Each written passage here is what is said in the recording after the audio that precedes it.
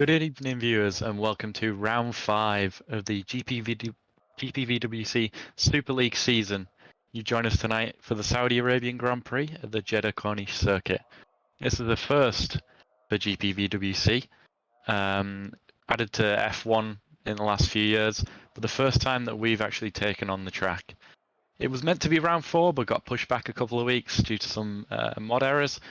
But we are here now, and it's going to be a fantastic night of racing. Got 50 laps ahead of us tonight, but first up is qualifying. So it almost seems like a short race, but obviously it still is covering the over 200-kilometer race distance. We had a great race last time out in the Azerbaijan Grand Prix, another street circuit. So we're hopefully going to see a bit of action tonight. It was quite a dominant display last time as well by the two Irishmen, being Luke McGuire, our winner, from Jake Danahan. Interesting little spot as well. I've just noticed we had two Irishmen, followed by two Englishmen, and then two Polishmen. So that was something I didn't notice last time out. But looking forward, we've got a great calendar ahead. But like I say, we've had a few street circuits back to back here. Obviously in Australia as well, technically classed as street circuit. We see the drivers heading out now for qualifying. I want to make a prediction, but we're waiting for the main commentator, Caitlin Penny, to join us. So I'm going to wait for Caitlin before I jump to any sort of prediction for tonight's Grand Prix. But it's going to be an interesting one, considering it's such a high-speed track and the walls are so close. I haven't personally driven around this track, but obviously I've seen the videos of onboards from, I remember Max Verstappen's helmet cam in real life. It was just ridiculous around here. A lot of blind corners. I think the racing pretty interesting for sure. Drivers are going to be absolutely on the limit around here. With the Jake Danahan, our current championship leader, starting his first lap of the session. Going to be first lap is going to be about getting a banker in, especially around a circuit like here. Obviously later on in the session they're going to start to push to 100%, but you still need a half decent lap that's going to put you somewhere on the grid. We do have the top 10 rule here as well, with the top 10 start on the qualifying tyre. So it'd be interesting to see if some people end up sandbagging, because I know the strategy is quite tight around here between a 2 and a 3 stop. 3 stop is definitely going to be the people who are probably in the top 10, unless somebody can pull off an absolute miracle with the tyres. Team Denham obviously popping up purple for now, but people are only just on the first lap, so we'll start to see the times come in the next minute or so. Quite a short qualifying session as well in GPVWC, 15 minutes is all they get around here. And trust me, that goes quick by the time you add the outlap and the in-lap. Obviously in this series we do run in-laps, you can't just escape on track. A bit more realism in there. So you see Denham just hugging the wall there. Just the advertising boardings are just going so quickly. The speed is ridiculous around here. It comes around so much quicker when you're on street circuits. Get a little bit of a twitch out of the last corner, but opens up that DRS flap. Look like a decent-ish lap for the whole. And goes provisionally top. Obviously he's the only person to do a lap. Let's see what Dylan Platt can do. Never mind, he pulls into the pits. Adam Maguire up next. And again, peels into the pits. Third time lucky. No, never mind. Everyone seems to have messed up the first laps, but there's no point in setting a lap if you know it's seconds down as we see back without a rear wing. That's not what I like to see as the team manager, powered by RSR. We've seen a few times come in now. Denham has been topped as well by Tom Stevens and Joltz. Tijan Granquist going purple in the middle sector by a decent bit as well. See what we can do around the last corner. Looked fairly clean, a little bit of a twitch. It looks like he's actually going to go for the lap as well. Cutting the track there. Interestingly, Logan Sargent got a penalty for that in real life, but goes P4. Next up's Hargo Poon. Let's see what he can do this time round. It's been a really interesting mix. Obviously, a lot to lose around here. People don't want to waste a lap on something that isn't going to be, you know, worthy of a time. You do want to get a banker in, but you don't want to waste the end lap if it's going to be seconds off the pace. Hargo Poon's a little bit down so far, but he should be able to string together a decent lap. Get him in probably inside the top 10 for now. Never mind, appeals for the pits. A lot of people are bought in laps here. It's going to be a little bit chaotic now because a lot of people are on sort of a different, you know, rotation. We're seeing a lot of people coming to the pits, so the times are going to be flying in, whereas traditionally on a more typical circuit, it does run in a little bit of a formation with people doing the out lap, fast lap, in lap, but a lot of people have bought that fast lap, so it'll be very different. You see David Fidock going for his first lap, hopefully get something decent on the board, but look, we've only had 13 drivers put in a lap on that first run. I think that's all you have to see to understand how difficult it is around this circuit. It's incredible, especially in these, I've seen Fidock get a big moment there. In these high downforce cars, tracks like this just complement so much as a viewer. Like, it just looks so on the edge but so perfect at the same time. It's quite the spectacle. I imagine Fidock's probably going to have bought this lap, but we'll still see what he does through this middle sector. So he pushes on. That's not too bad considering that moment, actually. That's going to be quite a decent lap if you can sort this final sector out. I'm pleasantly surprised by that, to be honest. It's quite a good effort considering the moment. Let's see what he can do into this final turn. Hopefully he doesn't do a Verstappen. Keeps it nice and clean on the exit. Very tidy, actually. And he's going for it as well. Let's see where this puts him. Inside the top 10, P9 for now. Just one place right behind his teammates, so doing quite a good job there, both the Stax cars. And it is with pleasure that I can introduce our lead commentator for the evening. Caitlin Penny has joined us. Hello there, how are you doing? I'm doing fantastic. It's the Saudi Arabian Grand Prix. Very, very good. Yeah, I'm excited about this one. It's the very first time that GPVWC has been to this Jeddah circuit. And under the lights, the street circuit glistening. And on a simulator, there is no better place to be right now. This is a wonderful, wonderful place to have a Grand Prix. We're about halfway through qualifying, as you can see. I'm sure Ryan has been doing an awesome job of taking you guys through it. And I'm interested to see that it's the Maguires up the top once again, because they have really been the stars of the show recently. And it really does remind me of the Schumacher era of Formula One, or back when you had Phil and Graham Hill, even though they weren't actually related. But anyway, Adam and Luke, of course, identical twins, and topping the times just as they should, a tenth of a second ahead of Salt Shooks.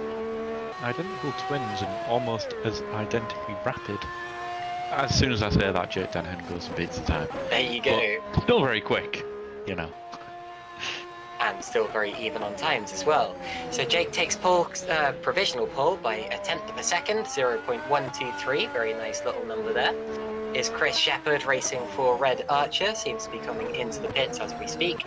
But that's okay, plenty more time to set some laps. Tom Stevens, one of the fastest drivers in qualifying for the first few races of the season, took a pole position very early on, if I remember correctly. And he comes across the line to go fourth, so an improvement from Tom Stevens, and goes up onto the second row of the grid. It's an all THR second row of the grid as it stands, showing that that car is indeed very competitive, as is the car right behind them actually. Look at Zooks and Panzer right together still. Yeah, doing a pretty good job. Some of these teammates seem to be quite bunched up looking throughout the field. We've got the two stacked cars are bunched together. You see Walwan and Pollens are together, HRT, and Shepard and Giorgalis as well will be glued together, these teammates. But it's been a good session so far, Caitlin. We've seen a lot of people aborting lap.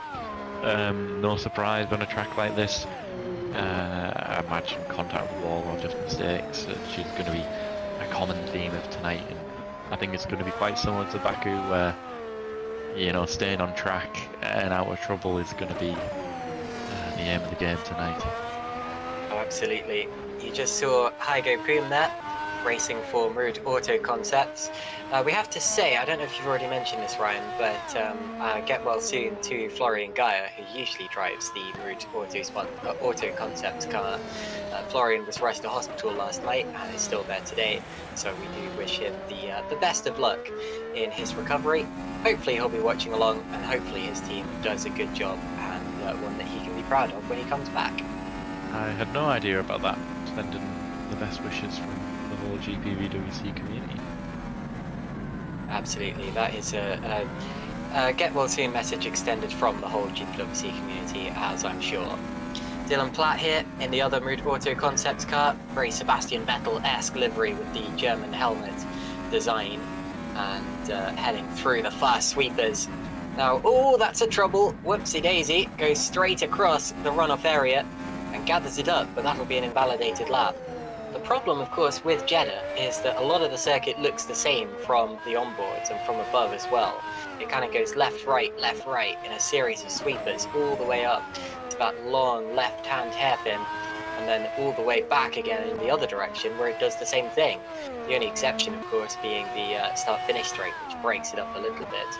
But yeah, it's a difficult one to learn for the drivers, simply because there are so many different parts of the circuit which look as if they should be taken the same, and yet drive completely differently. It looks, I mean, I haven't actually driven this track yet, but it looks so intense. It's just, even if you're not trying, you're on the limit. I know that street circuits in general, but typically street circuits aren't quite as fast as this. You know, thinking of Singapore and Monaco, stuff like that, they're not quite as fast and flowy as this track. And it's a spectacle, but I'm interested to see how the racing is. Obviously it's slightly different on a sim to in real life. The racing is typically better. So we'll see how it goes, but I'm optimistic. I think, you know, it'll be tricky in the dirty air, like through these fast flow sections, but I still think it's going to make a great race.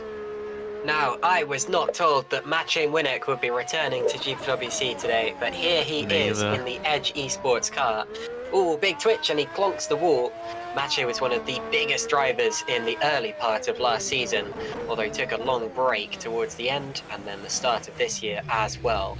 Amazing to see him back, because I feel like Maciej left right as he was getting seriously competitive. Not that Maciej was not always a seriously competitive driver, but partway through last season he suddenly had another turn of pace and took a few wins, his first few wins of his GPWC Super League career at least. He's already won Super Cup and Formula Challenge back when those were things, and plenty of races in those categories as well. But now he has returned, and that's a mistake from Yannis Vorburn, so lots of mistakes going on out there, drivers having to take to the runoff areas. Lots of invalidated laps, which is something you've got to keep in mind for qualifying. But yes, Maciej Winnick returning. Seems to be replacing Stefan Roth, the 2021 champion, who DNF'd from the last two races, and he himself was replacing Sandeep Singh, who was in the first two races of the season. So a little bit of a revolving door in that second Edge Esports car, but all of those drivers have been very competitive, and Maciej Winnick, I'm sure, will be a contender, not just for good points here today, but maybe even a podium or better. Of course, it is his teammate Jake Dennehan that's leading the championship at this point in the season. I'm sure we'll talk more about that in due course, but he's leading by 11 points over Tom Stevens. Both of them have been in the top 4 at every race so far this year, so they've always been up there, and Jake Dennehan, in fact, has been on the podium at every single race. 4 different drivers have taken victory so far, both Maguires as well as Dennehan and Stevens. Here comes Grankvist for a P4 time, so he splits the THRs as it stands. There's Hygo Poom, Route Auto Concept, but yes, great lap from Jan Grankvist there to split the THRs. And we're getting to the time in the session when you can't start new laps, or at least you won't be able to soon. And if you're coming out the pit lane now, you've got absolutely no chance of getting around in time. So this is the point where the drivers on track are the ones who matter, and the only ones who can make a difference in this result. Ryan. Going back just a little bit there, I didn't even realise Maciej was back. Great to see him back in Super League. Like he touched on, he was dominant in that early part of last year. He was championship leader as well, I believe, for a good chunk of it. Am I right in saying that? I'm not sure if he ever led the championship. I think he was close. He went on a really good run, and it's a shame not to see Stefan here. But you know, even without his presence, Edge is still second in the championship. The majority of the points, yes, coming from Dennehan, but there. Oh, see, Pushka clipped the wall there. He was down in the first 2 sectors anyway. You know, the standing drivers have still done a good job, and that was all from Sandeep. And you know, look at him, he's P8 already as Milnek, like on his return. That's a great effort. Really good to see Wire getting a little bit loose there. Yeah, that might have been an invalid lap from Adam Maguire. The timer still seems to be ticking away, but it is invalidated. Dennehan's improving. He might not even need this lap, and he's off. So there goes that lap for Jake Dennehan.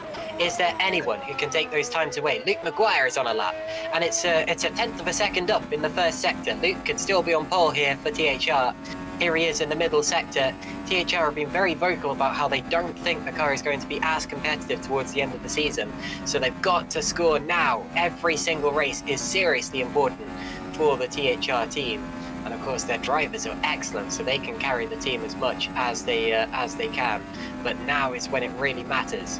Through the second sector, not so good, but still very, very close to the best time. Jakub-Pekka Lalu has the fastest time in the second sector, although miles off in the first sector, meaning he won't get a particularly competitive lap.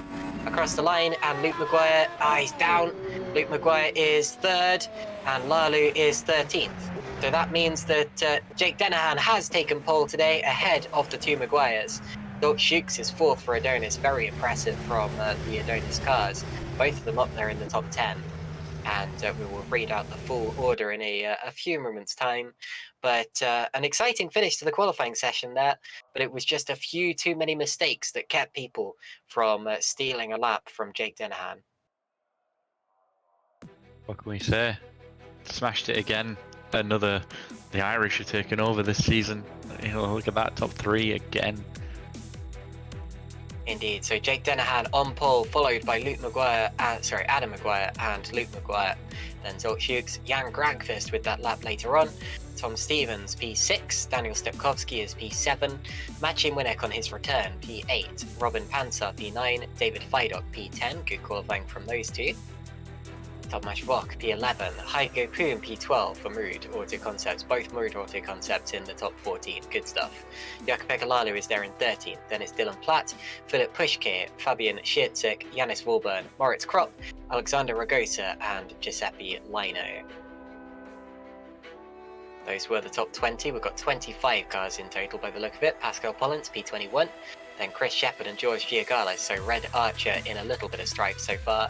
Alessandro Quinte, P24, and then Christian Malczarek rounding up the grid with no qualifying lap set. And I'll try to work out what the other car is that's missing from this order. Epic, I believe. Right. Yes. So it'll be Jeffrey Fournier. Okay. So Ragosa's in one of those cars. Yes. And then that's replacing Fabio Sixta, I believe. Gotcha.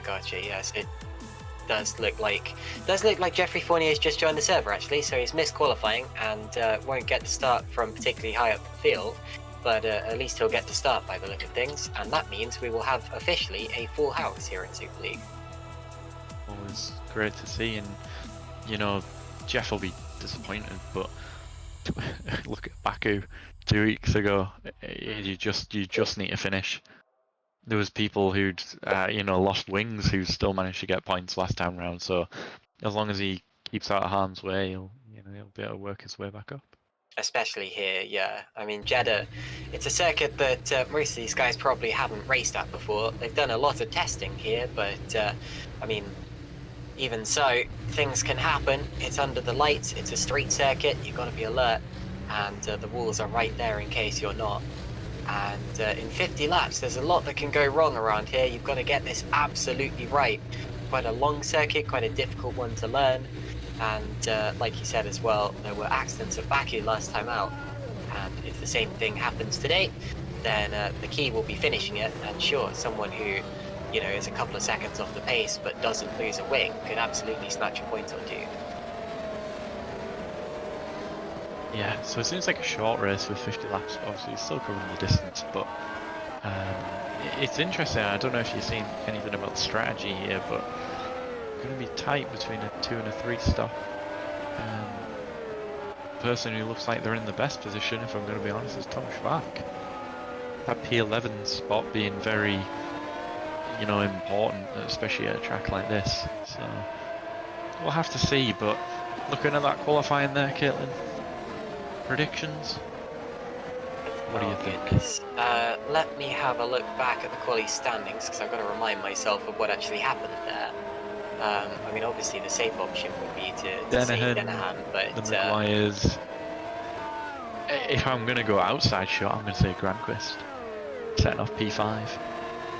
Right. And you know what? I did tip Jan at the start of the season. Super Venturi cars. He's starting to pick up the pace. Oh, he can spring surprise, yeah. God, it really was close, wasn't it? I mean, this is a relatively long track here, and admittedly, it's fast for a street circuit. But to have the top, goodness, it was the top 7 within 0.3 of a second. I mean, that's close stuff. This is going to be difficult to pick a winner for sure. Honest, I mean, genuinely, any of those top 7 could be potential winners. It's going to be difficult from further back. Maciej Winek's 8th, isn't he? Goodness, this could be anyone's game. I mean, I'd hope that you P7, because obviously he's my driver. Well, yeah. But yeah, you'd be daft to bet against one of the top 3, really, wouldn't you? I think so too. I'm going to say Adam Maguire for the win here, but I'm going to nothing. Oh wait, no, it wasn't that I went for the easy option last time out. It was that I went for the same one as you, right? Yeah. I think we both picked Dennehan last time as well. well, it was the safe option. Not safe enough though. Luke Maguire came through to win that one, so it just shows that anything can happen in Grand Prix racing, and usually does. And it will always remain unpredictable. That's one of the things that we love about it, whether it's in real life under the lights, or on the simulator under the virtual lights. And, I love a night race. It's not great for the CPU, but yes, or the GPU, course. sorry, but it's just beautiful. I preferred it when it was a bit more rare. Like, I remember being a little kid and seeing the first ever Singapore Grand Prix, and it was such a. I was thinking about this on the way home actually. It was such a spectacle to see. You know, up until then, Grand Prix were. I mean, you expected to see heat haze bouncing off the track and all of that, and to see it under the lights for the first time. I mean, back in those days, there was a threat of rain as well. They were talking about a potential monsoon on the way, and there was just so much about that weekend that was unusual. That now there's more street circuits and more races in that kind of area of the world. It's a little bit more samey. I don't know. I think it's Jeddah. so special. Jeddah stands out because Jeddah is a very unique circuit. It's one where you can get into a bit of a rhythm, but the rhythm is an unusual one, and you can often kind of trick yourself into thinking you're somewhere on the track where you're not. And I think that does make it unique enough to warrant its place on a sim racing calendar. But yeah, there are definitely some circuits where it kind of feels like it was always going to be a straight race and a race under the lights, and just doesn't feel as special anymore in my opinion. But I'm gonna disagree. Fair enough. I'm really sorry, but I'm gonna disagree. I still think there's something about it that's just magic. You know, I had the pleasure last year of being at Abu Dhabi for the final round of Formula One, and there's just nothing like seeing the sun go down and the lights come on. It just felt perfect. It was just so picturesque and beautiful, and I don't know. I just love it. I just love it. I think it's great. Obviously, Jeddah, you know, even crazier. You know, the light up the buildings and all sorts. It's mental. Fair enough. But I still love it. I still think it's special. There's more. You're right there. There's more, and I don't think it makes it less special. But I do think it's a shame at the same time.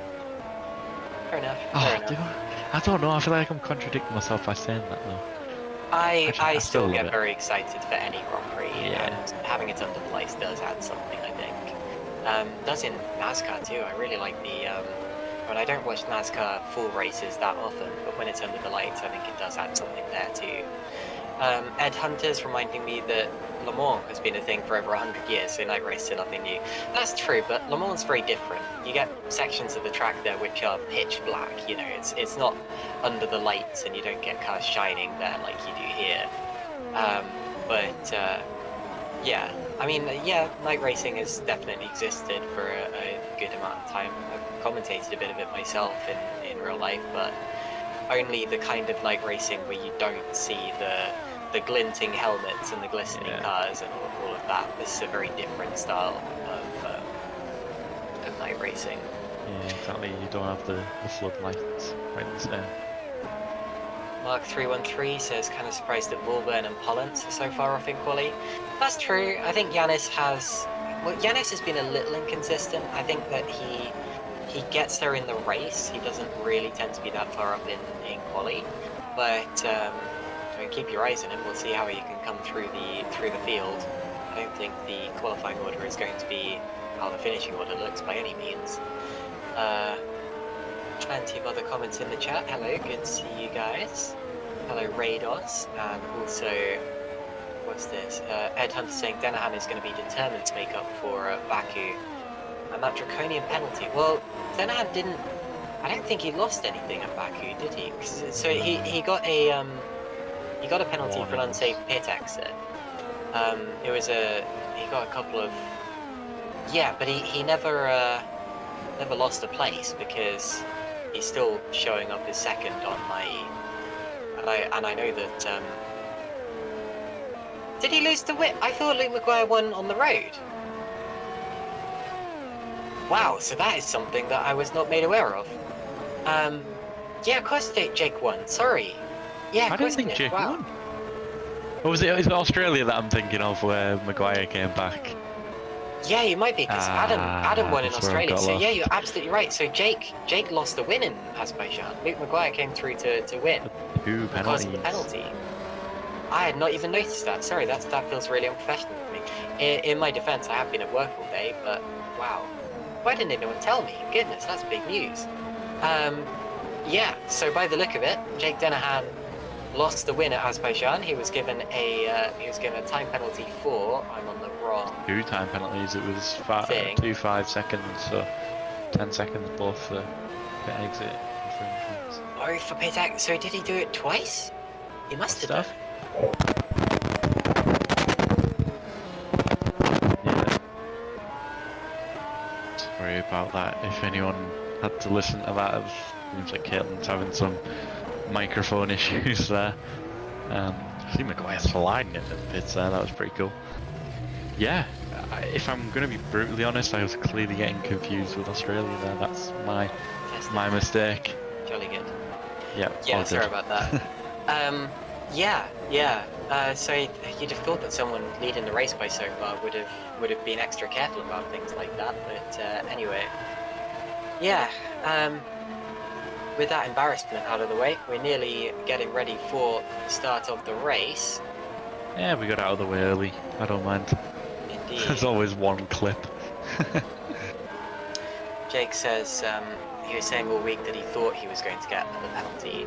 Fair enough. So he saw it coming at least. And yeah, pit lane exits. That's the. There's I don't know if you've noticed another name in the chat there, Colin Spork. Colin Spork. Good to see you there, Colin. Yeah, former Superleague driver. Come on, Colin. Very good one at that. You gotta join us back sometime. He's too high profile for us now. Came in, won several races, came third in the championship, and went off to FSR. And other things, obviously racing for one of the esports teams. I'm being told by our broadcast director, it's Alpine. Yeah, making a good name for himself, but obviously being a former Super League and Super Lights driver. Raced against me in Super Light and showed me how it was done. Big fan. Indeed. So yeah, good to see you here, Colin. Very, very good.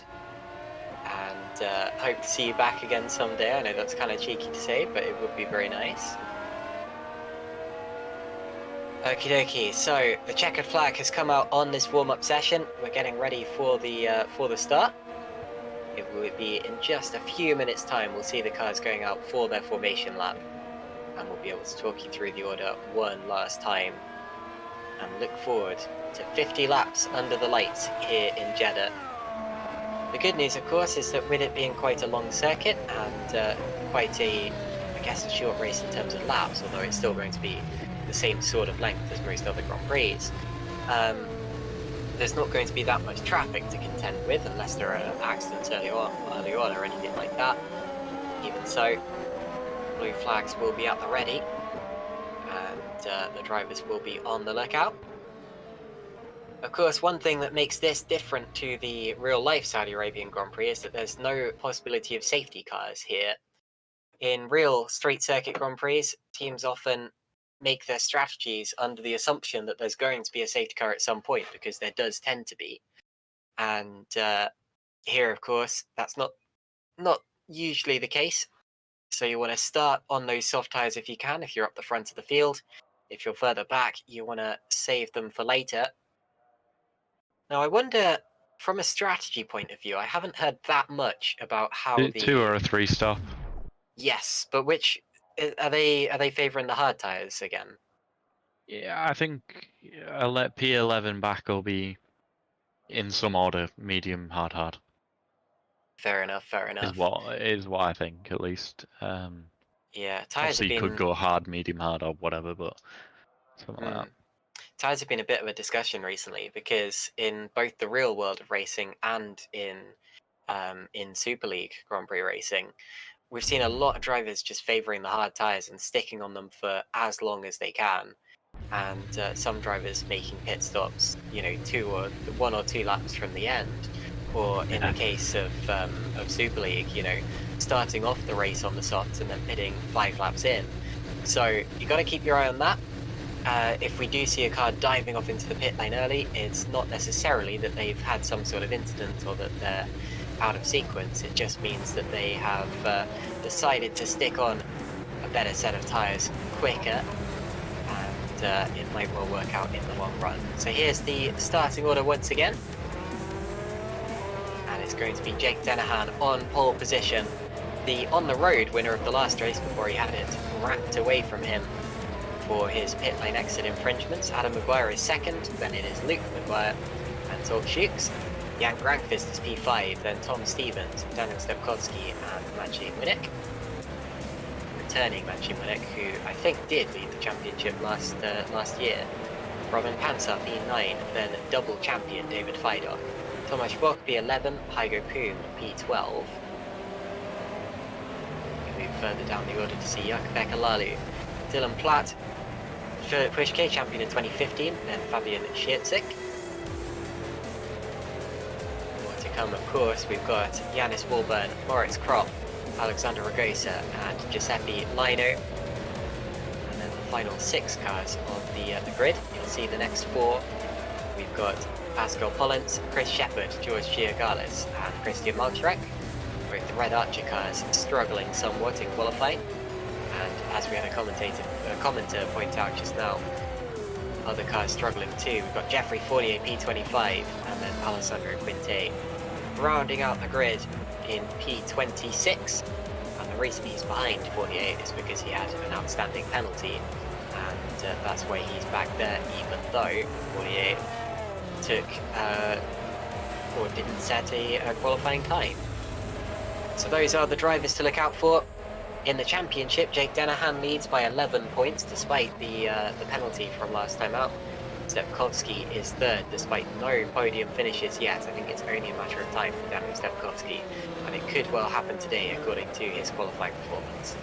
Luke and Adam Maguire are 4th and 5th in the championship, with both a win between them and then a DNF between them, so mirroring each other even on that. Tomasz Vok P6 in the championship. Jakub Lalu, Zolk Shukes, David Fidok and Jan Grankvist are the other contenders up there. Here are the tyres. Looks like the top 11 are starting on softs as expected. Hygo Poom is going to be the top driver on hards, and then Fabian Schiertzik, the top driver on mediums. So Dennehan, Poom and Schiertzik, the top drivers on each dual compounds of tyre. And we'll see how those work out in relation to each other. Hygo Poom trusting his strategy, and quickly before we get going, black on soft, P11. Indeed. We've seen Big P11 surprise. soft a good few times recently, to be honest, and it is surprising. You'd think that they would take the advantage and go for a different strategy. But anyway, here come the lights. When all 5 red lights come on, they will extinguish, and it's go! Here we go, under the lights in Jeddah. And it's an immediate lead for Jake Dennehan. He's got ahead by the time they get to turn 1. Oh, bit of a twitch from one of the Maguires behind. Adam ahead of Luke. Grankvist taking a bit of a trip across the runoff area and a spin. And that was Hygo Poom, who's gone around and is facing backwards at the back of the field. So the rest of them dive through. Looks as if there's no front wings going missing or anything like that. There's Tom Stevens. He appears to have made up a place or two. I think he's up to 4th place now, just ahead of Zolk Shukes.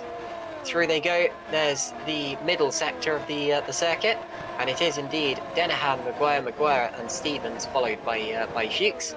And both of the Rude Auto concepts were caught up in that first lap kerfuffle, so it looks as if one of them spun and may have involved the other. Chris Shepherd is our first retirement.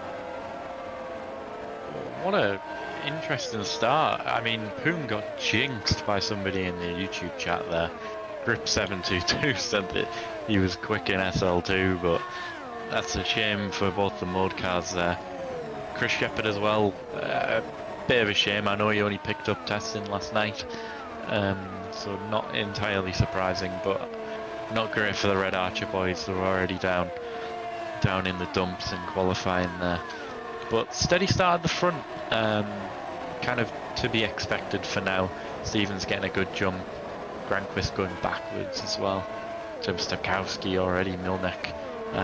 The battle of the Polish duo there. Obviously Fidok going to try and make a move on Stepkowski as well, but doesn't have the straight line speed. Obviously DRS not enabled yet. Took a look, backs out of it.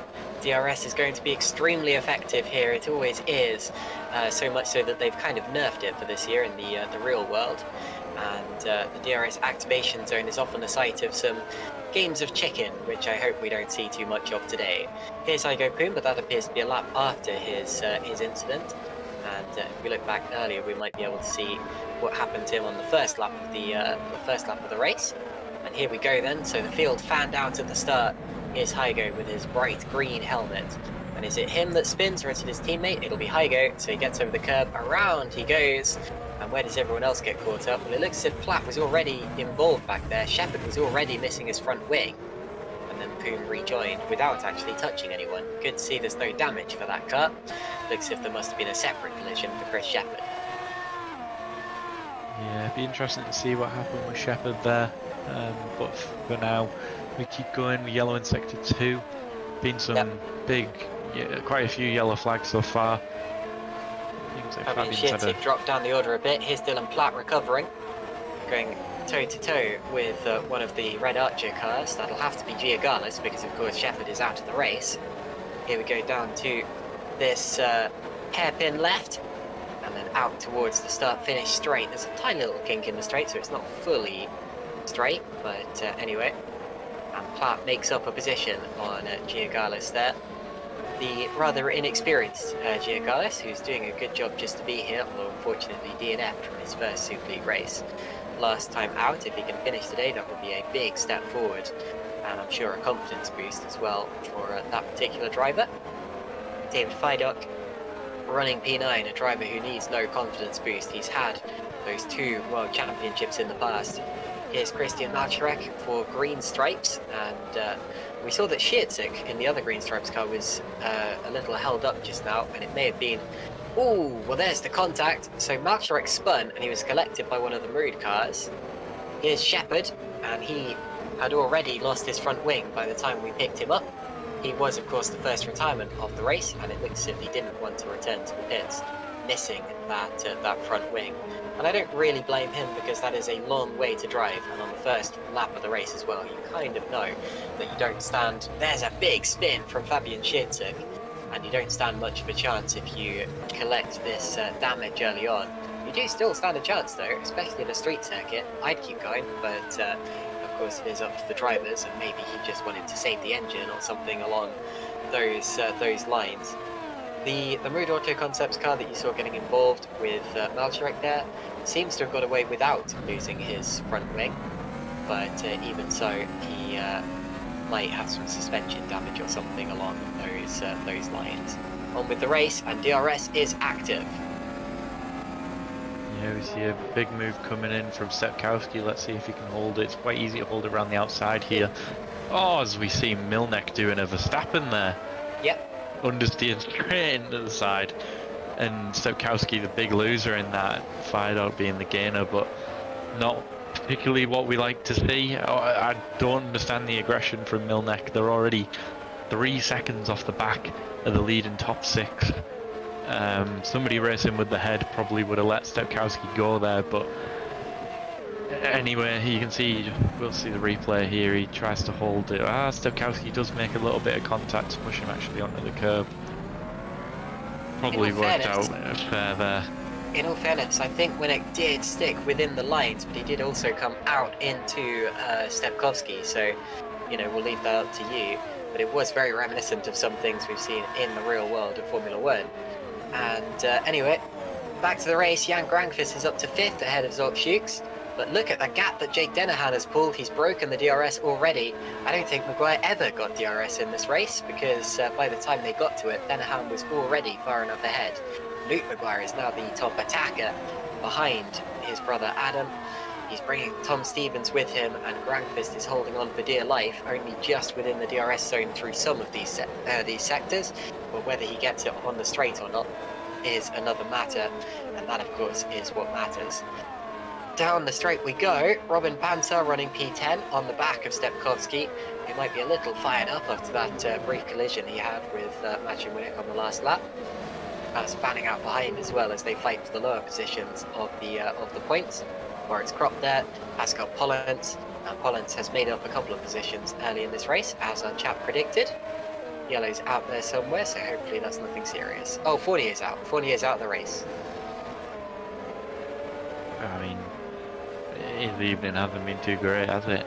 I don't know what to say really. It's a shame for the Epic Racing squad. Let's see the replay here. Christian Malcherek. He was like he well off gives his line coming into that corner. He was looks like he just gave up there, to be honest. Front and rear damage, but yeah, he was way over to the right hand side of the track coming up to that corner.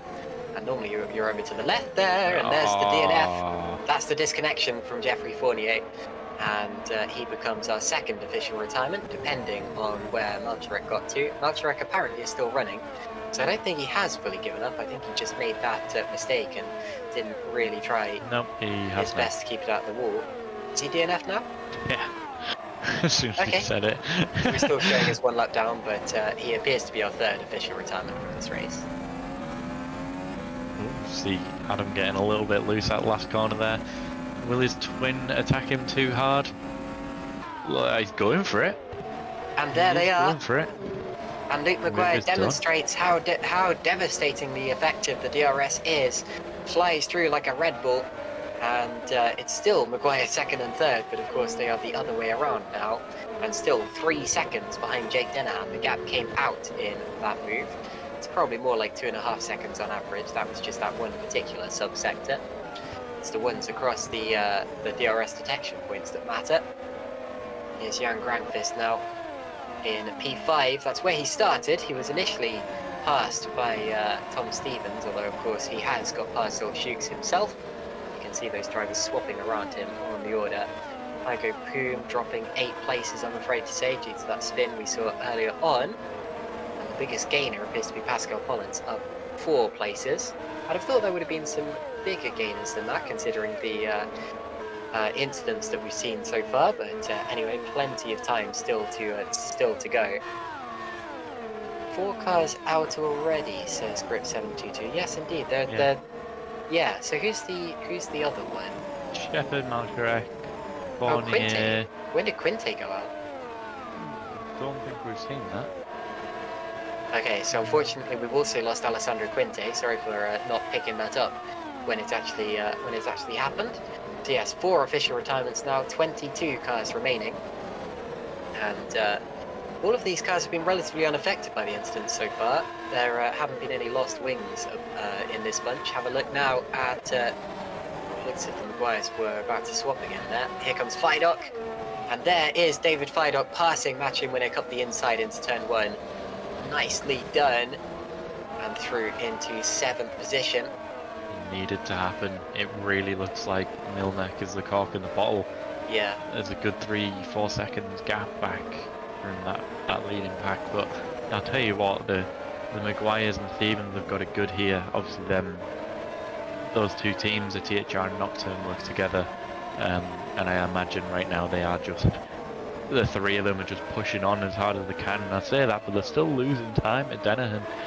But they're in a safe spot now where, you know, Stevens is like rear gunner. He can sort of fend off Granquist for now, and we see, yes, that's Stepkowski getting through on Milnek. Yeah. Almost dropping. I mean, it's been a while since he's raced Super League. He probably hasn't driven on tyres like this for a while. Obviously, they're probably starting to get to the drop-off period of those soft tyres already.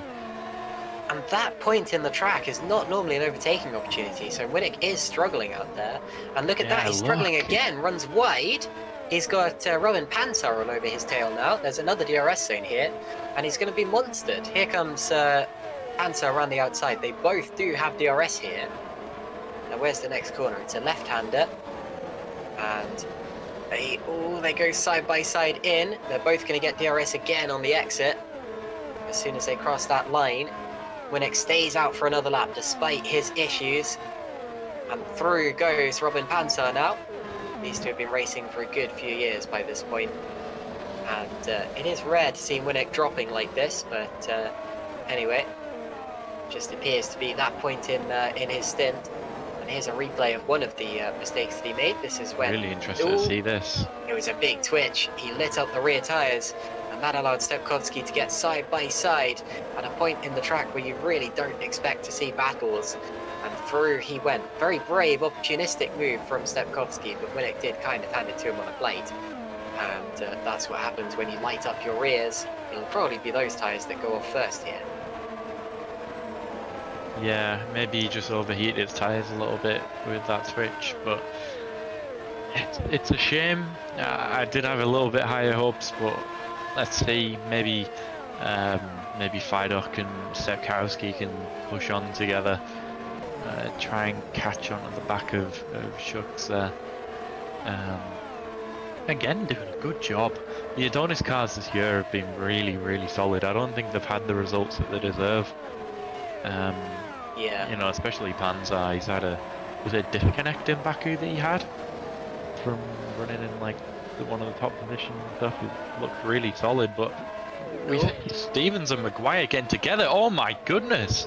I'm not sure Almost Stevens took him out into the pits. I don't know if Stevens knew that Maguire was coming in there. Bit of a miscommunication, and Grandfist is gonna go up a place as a result of that. Look at that.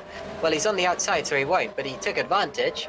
So it's Denahan from Maguire and Stevens now, with Luke dropping down in the pits. Tomasz Wok is also in the pits now, and they're gonna swap back as Maguire sets off once again. But yeah, the one thing you really don't want to see when you come up to the pit lane is a car on your left-hand side, and when it's your teammate, that's gotta trigger a little bit of concern there. But anyway, off he goes. Back to Adonis. They have actually finished all 4 races this season, although they've been affected in some of the races. Haven't been in the points all the time. They're 6th in the standings, but they are very high up the order in qualifying quite a lot of the time. Now here we go again. So this is where Maguire seems to have got back past Maguire, so up the inside of Luke into the braking zone, and Luke would have then had DRS, and Tom here probably didn't know that he was going to pit or anything, tried to take advantage. Look at that, they did touch, they rubbed wheels, and there he goes into the pit lane. What sort of communication is that between the teammates? It's not like real life, you have comms with each other. Surely somebody would have mentioned that, the race engineer or something, but interesting. I don't really get that, but clearly the people who boxed there going for a strong undercut onto a 3-stop strategy, I'd assume. Denahan and Maguire now in the pits, so all of the top guys pretty much showing their hand early on. It's only lap 10 here, but that is when we expected the top pit stops to take place. Into his box goes Jake Denahan onto the white-walled hard tyre. That's what we expected to see. There's Pansar on the back of... That's Fidok, sorry, on the back of Pansar. Now, where do Maguire and Denahan come out in relation to Luke Maguire? That's going to be important. There is Denahan, and he's significantly ahead of both Maguires. Luke's still in the pits? That's not right. No, he's out there. It's just that the timing screen is a little glitched. They've all got cars between them here, so that's going to spread them out a good deal. It's going to be Denahan with the immediate advantage, then Adam Maguire. And Luke here is under threat from the people who are yet to stop. He might be jumped here by his teammate, might be jumped by Grandfist, all depending on how quickly you can get past these cars and where the others come out here. I'm really, if I'm going to be honest, I'm a little bit confused. Looking at this timing tower now, people who pitted in lap 10 and the lap before as well, there doesn't seem to be any consistency to whether staying out an extra lap or pitting early was better. For some people, they seem to have gained massively, but some people have lost massively as well. I think they came in too early. The gap was only 2 seconds, like 2-3 seconds of going into that pit window, and he's now, what, 5 seconds off the back? Grandfist in, Stevens trying to extend it, and to be honest, at this rate, this might work for him. Shukes also in. There's Platt side by side with, that's Maguire. yeah, so there goes Adam. Ooh, Denahan making up a place. Needs to happen at this point. He's going to dump Moritz Krop here as well on the straight. Through he goes, and actually, to take advantage there, Vorburn attempted to. Or moves going on further back. Who's that coming out the pits? That will be Zolt Shukes.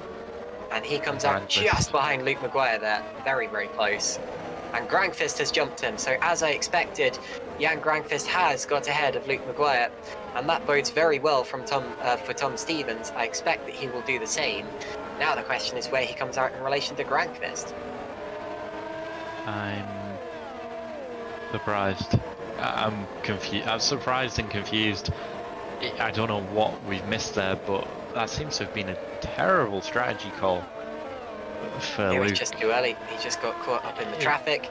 He didn't get enough time on those softs, and now he's paying the price. And you know, that's the price you pay sometimes. You take a gamble and you come in earlier to try to go for that undercut.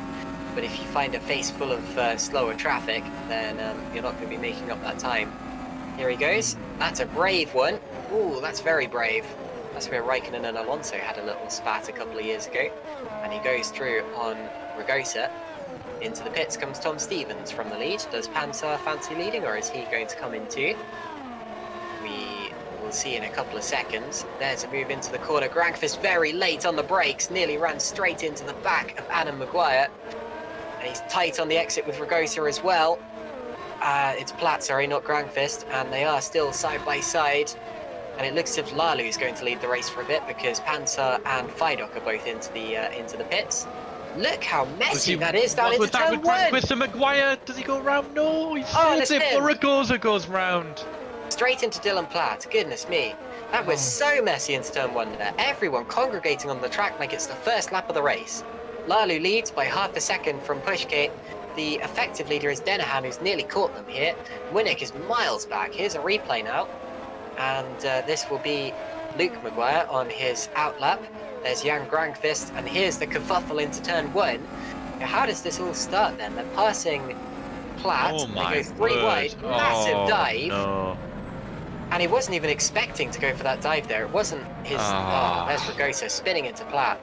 It wasn't his intention to go for that move on Maguire. He just found himself going way too deep into the corner, and then he thought, wow, I've got to go for it, and he ran into the side of Maguire's car.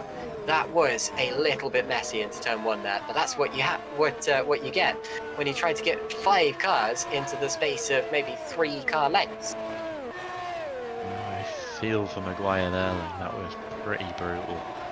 He was just a passenger in that. As we go yellow in sector 3. See if we can spot anything on the time in town. And there's Maguire on the outside of Pollens. He'll line him up and get the DRS as a result of staying behind. Across the start-finish line they go, and Denahan will go to second. There he goes, past Pushkate, and of course the leaders now started on a different tyre to the others, which is why they aren't on the same strategy. This time Grangfist gets it way up into turn 1. And someone else doesn't. Zolchuk's running wide, might be under attack from Hygo Poom, who stayed out longer. And Grangfist apparently lost a place to Tom Stevens there, so we'll see how that happened in due time. Pollens running wide, goodness me, it's chaos out there. It really is. They just can't make their mind up, can they? The mix of strategy is really causing some problems. Let's see what happens here, how Stevens manages to come out ahead.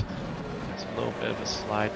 He was touched. He gets half turned as well by, was that Shooks there? Yeah, and then that's a double overtake for Stevens, so he's really, really pounced as a result of that one.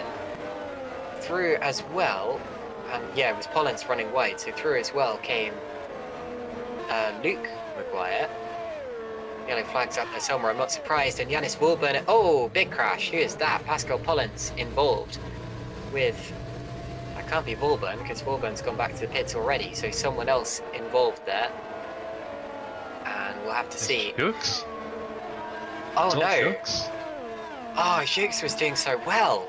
So Jukes and Pollens, who were both right up the order here, Jukes, who had a good chance of a podium today, appear to have come together in a big way, and both are out of the race now. Well, Jukes is further down, but might still be it. I mean, he was on 3 wheels. He might not get back.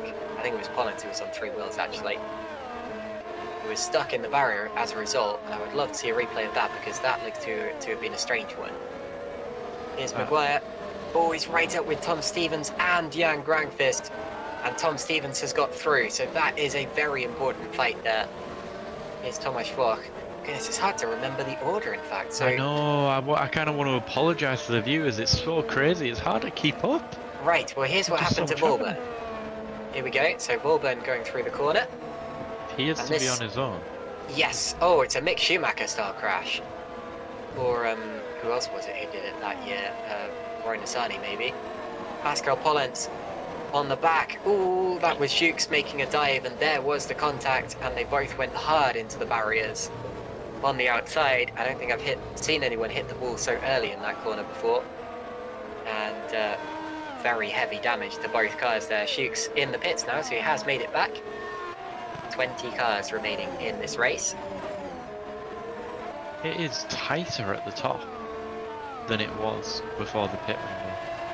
Like not necessarily from P1 to provisional P2, but like, well, you look at Stepkowski, he's only like 7 seconds, 8 seconds off now. He was way more than that when they were all checked up behind Milnek. And Denahan retakes the lead, so Lalo was only provisionally in the lead, having not made his stop yet, but now order has been resumed with Jake Denahan leading the field just as he did last time out and just as he did in Bahrain. Here's Giuseppe Lino in P13. Who else is coming into the pits this time around? Looks to be kind of in between a couple of different pit strategies. Lino side by side with Panzer, the unaffected Adonis from that accident. And there you go. The difficulty with that accident is it was difficult to see if it was teammates or not, because they were both bright orange cars, very similar liveries. But luckily, no one committing the cardinal sin of motorsports just yet, even though the THR guys gave it their best shot earlier on. Here's Luke Maguire on the back of Jan Granqvist, Adam Maguire just up the road, Tom Stevens ahead of them. And I tell you what, Stevens has made up so many places in the last few laps just from being opportunistic and just from getting his strategy right. He has been, I mean, if there was a driver of the day selected over the last 5 laps only, it would be Tom Stevens for sure. But obviously that's not how it works. We've still got a long way to run in the race. But for the time being, doing an awesome job. He could be on for second place here if it all sorts itself out in the way that it looks like it's going to. And with all those cars between Denahan and Stevens still having to pass them, I think Denahan could find himself with quite a comfortable lead after this all sorts itself out. He's been the big winner from these pit stop stages, and now it's down to whether Stevens has the pace as well as the moves to keep up or catch up and keep this race interesting. We will see. Denahan's got almost like a 5-second lead, and we're not even a third of the way into this race. Yeah. That's saying something. As we go yellow, so just for a second in sector 1, somebody must have ran wide. We haven't had any pitters in a little while. I think we've finally got the medium runners out of the way. There, that was crop pits. Yeah. But there will still be, I imagine, a few people who started on hards that are still going. But when, 16 laps in without 19 cars, interestingly, Justin van der Smitten predicted 17 would finish, but we've only got 2 more to go in. What's that, 34 laps? People are betting in the YouTube chat as to how many people are actually going to finish this race. There's always more in the early stages and the middle stages because, in the late stages people are determined to finish the race, and even if they do have an accident, they want to bring the car back. Unfortunately, Zolt Schukes has called it a day, so after that accident we saw with Janis Volburn just now, he is out of the race. With Pollens, sorry, Volburn of course went off on his own. And that means that we have 19 cars remaining in this race. What a bad lap that was for, sorry, the name escapes me of that team, HRT, indeed. To lose both their cars pretty much at the same time. There is Granqvist, and there's Maguire, so that's a change of position now. Oh, not quite, sorry. I think Granqvist was already between the 2 Maguires, wasn't he? So now it might change, with Granqvist going to the outside line. Slipstreaming Tom Stevens. He's still there, and he runs off. And he rejoins safely this time, and Maguire stays ahead. Could have been close, but now he's under pressure from Luke Maguire behind as well. the twisty bits we go. He'll have to wait until another straight in order to have an attack. There are 2 DRS zones here, but one of them isn't really an overtaking opportunity. It's just to get the cars close for that final blast of DRS down to the start-finish straight. And this time I feel like something's going to change, whether it's Luke Maguire or whether someone else goes for a move. I think something's going to happen here. It just seems to be building up to it. Philip Pushke still yet to stop. He's running right with Jokbek Alalu. Always seems to be, you know, certain people go for some funny strategies. Viduk usually springs to mind, but Lalu's also one that seems to always be on quite an alternate strategy. Him and Philip just pushing on, pardon the pun. Having a clean race so far. Obviously, we've already said we've yet to pit. They're not actually P2 and P3, but let's see what can happen for them, you know, later on in the race. It's the groundwork that you put in your first sort of 50-60% of the race that really determines where you're gonna end up. And that is Thomas Vac getting close to the back of Panzer there. There's the Platt diving to the pits as well. Indeed. Yeah, Lalu always goes for an alternate strategy. Pushke usually does. David Fidok. Well, Fidok's different today because he actually started in the top 10, which he hasn't done for a little while. Being on a normal strategy. Yeah, exactly. He's not used to this.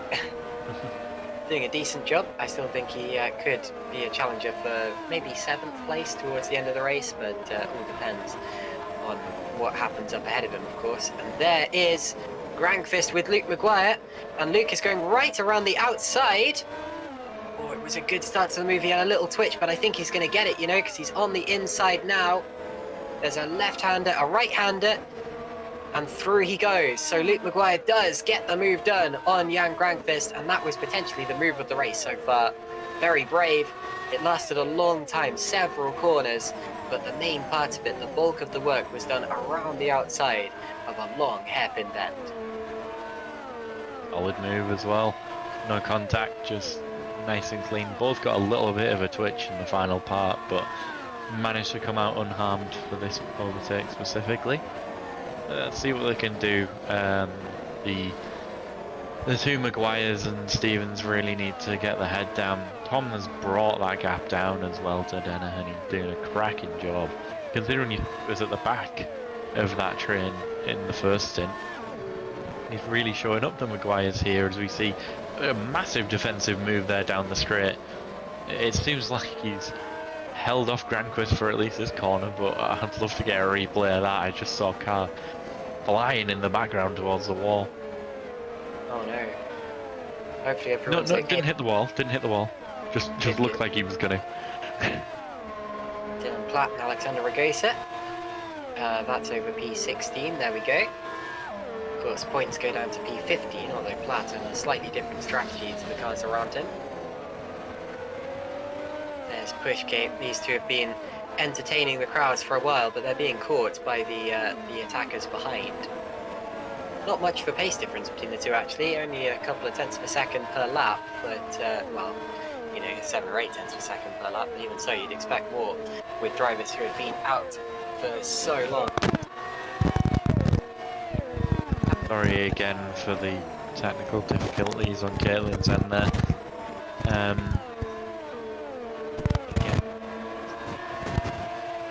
Might be worth me muting up for a little bit.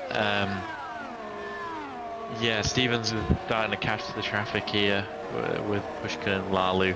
Gonna have a DRS straight here, so hopefully that'll be able to get the move. He'll easily get the move done into turn 1 here. You see Pushka going for the defence down there, which I'm surprised at. Doesn't look like it's going to be as easy of a move, but he does get it done just before the braking zone. That's one car dispatched onto Lalu. Didn't lose too much time making that overtake as well, which is absolutely crucial while he's on the hunt for Dennehan. Let's see if Maguire can similarly get past the stacked car.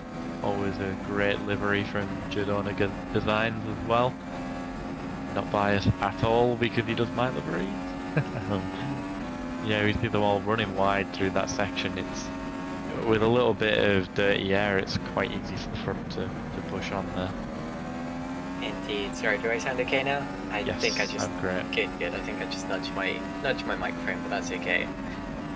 Yeah. So Adam Maguire here, right on the back of Philip Pushcape. Stevens has already gone through, and this is a crucial point in the race where you've got to get through the traffic as quickly as you can. And the DRS opening on the back of Pushcape's car seemed to open, then close, then open again. I wonder if he was just testing to see if he'd actually opened it. And through goes Maguire with a brave dive. Very good. Very good indeed. Now, through to the latter part of the circuit. And Pushcape will once again get the DRS, but if he's kind enough, he won't attempt to come straight back past Maguire again. Stevens now has Lalu to pass. This will filter them together so that Stevens will be back with Maguire again. There is Grankvist. Whoa, very close to the pit wall. Nearly forced straight into the pit lane. Darts to the other side of Maguire's car. And nearly crowded into the wall as well. Very brave, defensive moving, very forceful defensive moves from Luke Maguire there. Some people would say too forceful. That is their opinion. Here's a replay. All they're doing is losing time. Stepkowski's on the back of them now. There's a bit of an ego war going on here, I think. They're both just ruining each other's race. That's a bit cheeky there from Maguire, but known to be a little bit on the aggressive side, I'd say. Kept it fully in the throttle, did Grankvist, but then found himself running out of road. And absolutely no way through there. He'd have needed to get his nose fully ahead of Luke's car in order to turn in there. Goodness, Jan's ruffling a few feathers today, isn't he? He's now very nearly come together with both Maguires. Did come together with Adam earlier on, and you could say that in that situation it was Luke being a little bit more aggressive, but then again it was Jan who made him feel as if that was necessary. And they're currently fighting over what may end up turning out to be P4 in this race. Of course, it does very much depend on what goes on in front of them. So it looks as if the leaders have all got through the traffic now, with the traffic having pitted. Denahan leads this race, and there's Pushcape. So Denahan leads this race by about 4.5 seconds from Stevens. That appears to be a genuine gap. And then Adam Maguire P3, Luke Maguire P4, Jan Grankvist P5. And there is Jukka-Pekka Lalu getting into the top 10 now ahead of David Fidok. He's the top driver on the medium tyres, Lalu that is, and seems to be using them well. I should apologise to Fidok again actually. So I have to correct my correction because two races ago I noticed the names on his halo, which said David. Actually, could we get a view of David's halo? There you go. You've got David, Amy, Victoria, and Lewis. I initially said David and Amy were, David and his wife, and then Victoria and Lewis are their two children. And then last race I corrected myself and said that actually Amy is not David's wife. In fact, he has 3 children, Amy, Lewis, and Victoria. Well, it turns out he actually has 4 children, and one of them is called David. So I've had to correct my correction, and I'm really sorry for getting that wrong once again. But anyway, what can I get wrong this time? What should I say? His car's painted orange because he's secretly Dutch. There you go. That's your David Fidok fact of the day that I'm going to have to correct again next time. That's quite something. I mean, you don't see many juniors, do you, these days? So we've got David Fidok Jr. I wonder if he'll be quite the champ when he gets started. Well, that would be confusing, wouldn't it? Imagine if they were both racing together. Oh no. It would be like. We've already got plenty of flipping sibling pairings over the years. It would be like the Dale Earnhardts. They raced together briefly, didn't they? Oh, I don't know. Yeah. I don't have a good NASCAR knowledge, to be honest. For 1 or 2 seasons, but anyway. So, new best lap time for Heigo Poom. Good stuff. Not letting the incident earlier on phase him too much. Continuing on his way. Oscar being brave, taking the softs in this stint. Yeah. Should be rapid, which is personally, like, I know it doesn't particularly make as much a difference as you think, but in my head, mentally, I'd want to take the soft on the final stint. You know, you're on that soft when you got the lowest amount of fuel, but he's taking it now when he's still fairly high fuel. Nifty in the YouTube chat saying, I thought these guys were 15 to 22-year-olds sitting in their rooms and this dude's got kids. Yeah, You got sim 4. racing is, yeah, 4 kids, of course. Sim racing is for people of all ages, and I mean, David, of course, very, very good. And I think his experience only helps him, to be honest, because he's had some tough times in sim racing, and he knows how to bounce back from those. Literally, I mean, he was supposedly retired halfway through last season, so he has properly bounced back. There's Grankfist taking a move. Most of these guys are younger, you know, in that age range he said, but it's very much not exclusive, and you do get people sticking around with GPVWC for a good few years. David, I think, is the second most experienced GPVWC driver of all time, and approaching the most experienced. That position currently held by a guy called Kieran Ryan, who last raced with us in 2015. And raced with us for something like 13 or 14 different seasons. He was quite something. Wow. David Young saying, you guys would be shocked if Mark Fuller was still racing. Yeah, I raced against Mark Fuller. So he was still here as recently as when I started. Or Mark Wicks, that's another name I recognise, yeah. So, yeah, I mean, and actually, on the other end of the scale, sim racing really is for people of all ages, because David Fidok's daughter, Victoria, who I mentioned earlier, drove her first GPVWC race in the Academy Series when she was 11, and she actually finished ahead of my brother, and I haven't let him drop that since, the fact that he got beaten by an 11-year-old. She was actually extremely good, and I would love to see her around again in the future, because I think talent like that has got to be used productively, and I think she absolutely could, but you know, it's up to her, of course, but it would be good to see you know, more of the Fidok family racing. Meanwhile, we do have a race going on. Jan Grankvist still on the back of Luke Maguire and taking another look. The reason I haven't been mentioning it every lap is because he doesn't really appear to be fast enough on the straight to pull a move. He's right there and he is trying it, but by the end of the straight, Maguire's just too far ahead. And you're not going to be seeing any dives. The dive you saw earlier wasn't exactly deliberate from Jan. It was just a little bit of a forced lunge once he realised that he'd missed the corner, and a fly just landed in my eye. That was interesting. It's not great. You can tell we're getting on with summer. Seeing more flies and bees and stuff about. But yeah, it's almost been. We had that crazy sort of first 15 laps, and it's almost gone quiet in this middle phase. We are in the middle phase of the race now. People are just finally settling into the rhythms, I guess, but you'll tend to find that, you know, them last sort of 15 laps will come back to being crazy. I thought Stepkowski was really going to catch Granquist and Maguire, but them two have finally settled down a little bit. Probably had their engineers on the radio telling them to. I probably don't want to repeat on air what their engineers have probably been telling them, but yeah, they seem to have found a rhythm and they're working together, and gapping Stepkowski now.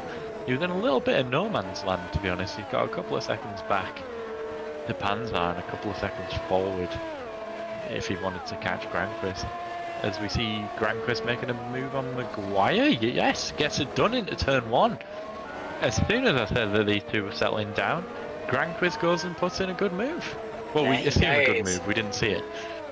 So Jan Grankvist is up into 4th position now, just as he threatened to do for a good few laps. There are Haudo Poom and Giuseppe Lino a little further back. Poom setting the fastest lap of the race. Poom's been doing that a good amount today. He's been setting fastest lap after fastest lap. He genuinely appears to have the pace out there. I noticed he was good in qualifying, but this is quite something. Now here's the move that Grankvist pulled, and it's exactly the kind of move that I said he couldn't pull just now. So he goes through on the inside and just shows that all he really needed was a better exit to the corner.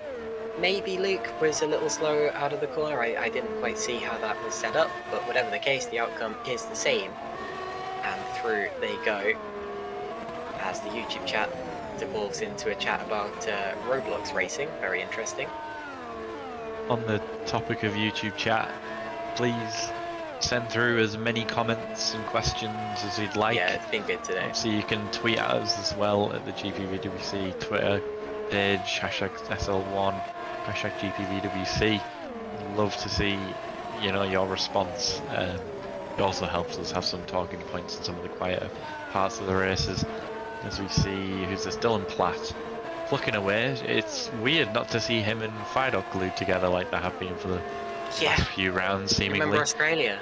Yeah, just stalked each other all race. But yeah, Moritz Krop having a little bit of a, I don't know if it's harsh to say a disappointing run, but you know, when you've got your teammate and your sister team in second, third and fifth, it's not great to be down in 14th. You see just like the line of pitting. Oh, Maguire get the move done on Granquist. There may have been a mistake there. I think there may have been a mistake from Jan Granqvist which allowed Luke to get back through, because that's not normally a point in the road where they go side by side, and Jan had the move. I mean, he was far enough ahead. So where's the twitch? It's going to come any second now. He gets caught up on the curb. Twitch? I don't understand. Yeah, and he down. runs over the escape road. So through goes Luke Maguire, and he'll be kicking himself for that, because after all that time trying to get past Luke Maguire, he's got to do it all over again. Or maybe he won't. Here we go again into the left-hander, the right-hander. There are many of each on this circuit, of course. And towards another DRS zone, where he might have a chance to get closer. You don't really want to pull a move in this DRS zone, because there's another one coming up, and you don't want to be behind into that. Now, who got the DRS? I think it might be Granqvist, who lines it up. Did either of them get DRS? Well, there's the detection or the activation zone. And yes, Granqvist does get the DRS rear wing flap open. And through he goes once again into 4th position. And this time, push to pass there. Yeah, that was too easy. Using push to pass as well. Lally there on Winnick as well. Winnick still struggling a little, I'd say. Still has the potential to score a top 10 finish, but I have to say I was expecting a little more from his return. No disrespect, I mean, top 10 finish in Super League is nothing to be sniffed at, but anyway. And there goes Dylan Platt on Moritz Krop a little further back. A good start to the lap for the Super Venturi cars, making 2 moves, both into turn 1. So that's good for them at least. As we see Maguire still just on the back, hopefully from a selfish point of view for myself, these two can scrap and Sepkowski can catch. We're in yellow in sector 2. We're missing some wings. Who's that? Is that Maguire? It's Adam Maguire. It is. Oh, not again. And there's another car involved too. Another mistake. There's another car just up the road. Is that one of the... Oh, it's Joe Gallus, so it's a back marker. I think they must have come together. There's been some kind of miscommunication, unless it was unrelated, but I think the chances of that are quite low. We will have to see a replay. Not what we think it is. Gutting from Adam Maguire, who was doing such a good job in this race and was one of the main contenders for that 3rd spot on the podium, possibly a 2nd spot on the podium. Here's Luke Maguire, still on the back of Jan Granqvist, despite the move having been pulled a couple of laps ago. Probably not too long until the 2nd pit window now, but Adam Maguire is going to be pitting sooner with that missing rear wing. Now here is a replay. Right, here we go. So Gigalis is off the line here, returns to the line. He's moving significantly slower than Maguire. Touches the inside wall there, gets over the curb, bang! Oh, that's such a shame. And absolutely no fault of Adam Maguire's. I'm afraid Gigalis is just a little inexperienced in Super League. It happens to everyone. I mean, accidents are a thing that you have to contend with, but Adam there will not be George Gigalis' biggest fan right now. And unfortunately, his race for the win, for the podium is over. He will still be out there to potentially score some points, but yeah, both cars in the pits and both right to the back of the order, I'm afraid to say. Yeah, you can hopefully scrape something. My mistake, I jumped onto that a bit early thinking he might have made a mistake, but absolutely nothing he could do there. The brushing, absolutely crushing. You can see from the onboard as well, there's absolutely nowhere that he could have gone. I mean, nothing he could have done. Normally you're supposed to aim for where the car is, because it's not going to be there in a couple of minutes, or a couple of seconds, sorry. But the trouble with that one is that it's a very long car taking up the entirety of the road. So even if he had gone to the inside, he probably couldn't have slowed the car up enough and probably couldn't have gone far enough to the left. So here's Maguire coming into the pits now. This is Luke Maguire, and locking up the brakes as he slams it down the gears. You can see a bit of a chicane on the way in, designed to slow the cars down and prevent people from speeding, but it can unsettle the cars a little. And he puts on another set of the hard tyres, at least I assume he does. And out of the pits he goes, and yes, it is indeed another set of hard tyres, no surprise there. I would be way more surprised if it was anything else. Vac and Pushka as well. No! Contact! Who was that with? It's Tiger Tiger Poom! He's been backwards twice out of that corner this race. One of the fastest drivers on the road, who clearly just did not see that there was a car coming out of the pits there. Well, I'm very quick to blame him, but then again, it's the responsibility of the car coming out of the pits to blend safely. So you could also put that on Luke Maguire simply because he was coming out of the pit lane. Then again, no, because Maguire was right over to the left curb there. I think that's a racing incident. And you can see on board Tiger Puma, he's got no idea there's a car there. I mean, who would? And around he goes. So yeah, I'm going to say pure racing incident for that one. And luckily, no huge damage, but you could see it coming. Bit of a scary one. Yeah, I mean, that was... from the POV we had there, you couldn't really even see the car. But Maguire fairly unharmed. He'll probably have a little bit of light blue damage maybe. We'll see Stepkowski dive into the pits, probably covering off.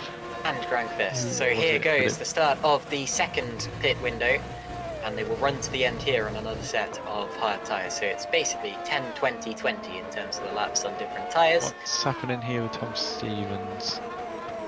Right. Oh, he's done it for Verstappen. Do you remember when both the Red Bulls did exactly that and no one batted an eyelid? No comment. Not a Red Bull fan. Don't want to get into it. Thankfully, nothing happens with the other motor concept car there. On the pit exit for Stepkowski. Stepkowski's still come out behind. Maguire doesn't appear to have had any sort of gain or loss there. Interestingly, Maguire's gapped Granquist a good couple of seconds. The undercut seemed to have been quite strong this time round, even with that bit of contact. So Giorgalis becomes the first driver to be a lap down, at least for an extended period of time, because we have had drivers going a lap down in the pit window. Here's a replay. This is Tomasz Vok. I bet your heart's skipping a beat now, Ryan. Yeah. And that was Moritz Kropp returning to the track after a little off. There we go. Vok makes up that place. I think I just saw Adam Maguire set a fastest lap as well. No surprise there. And the leaders are in. So Dennehan and Stevens both in on the same lap. And that means there won't be so much of an opportunity for an undercut or an overcut. But then again, there was a bit of a gap already. Robin Panzer will be credited as leading a lap. I think that is. Anyway, it depends where the start-finish line is, whether he comes in this lap or not. Cleaner pit exit there. He comes out right behind Jukka-Pekka Lalu, who's not going to dive out the way. They are racing for position technically, and of course Granqvist is still in contention for a podium. And there are the Stax cars. That's the best thing that could have really happened for Stevens, is that Dennehan's come out behind Lalu, who is probably going to defend for the sake of his teammate Granqvist, and Stevens has got the clean air there. I mean, could you imagine?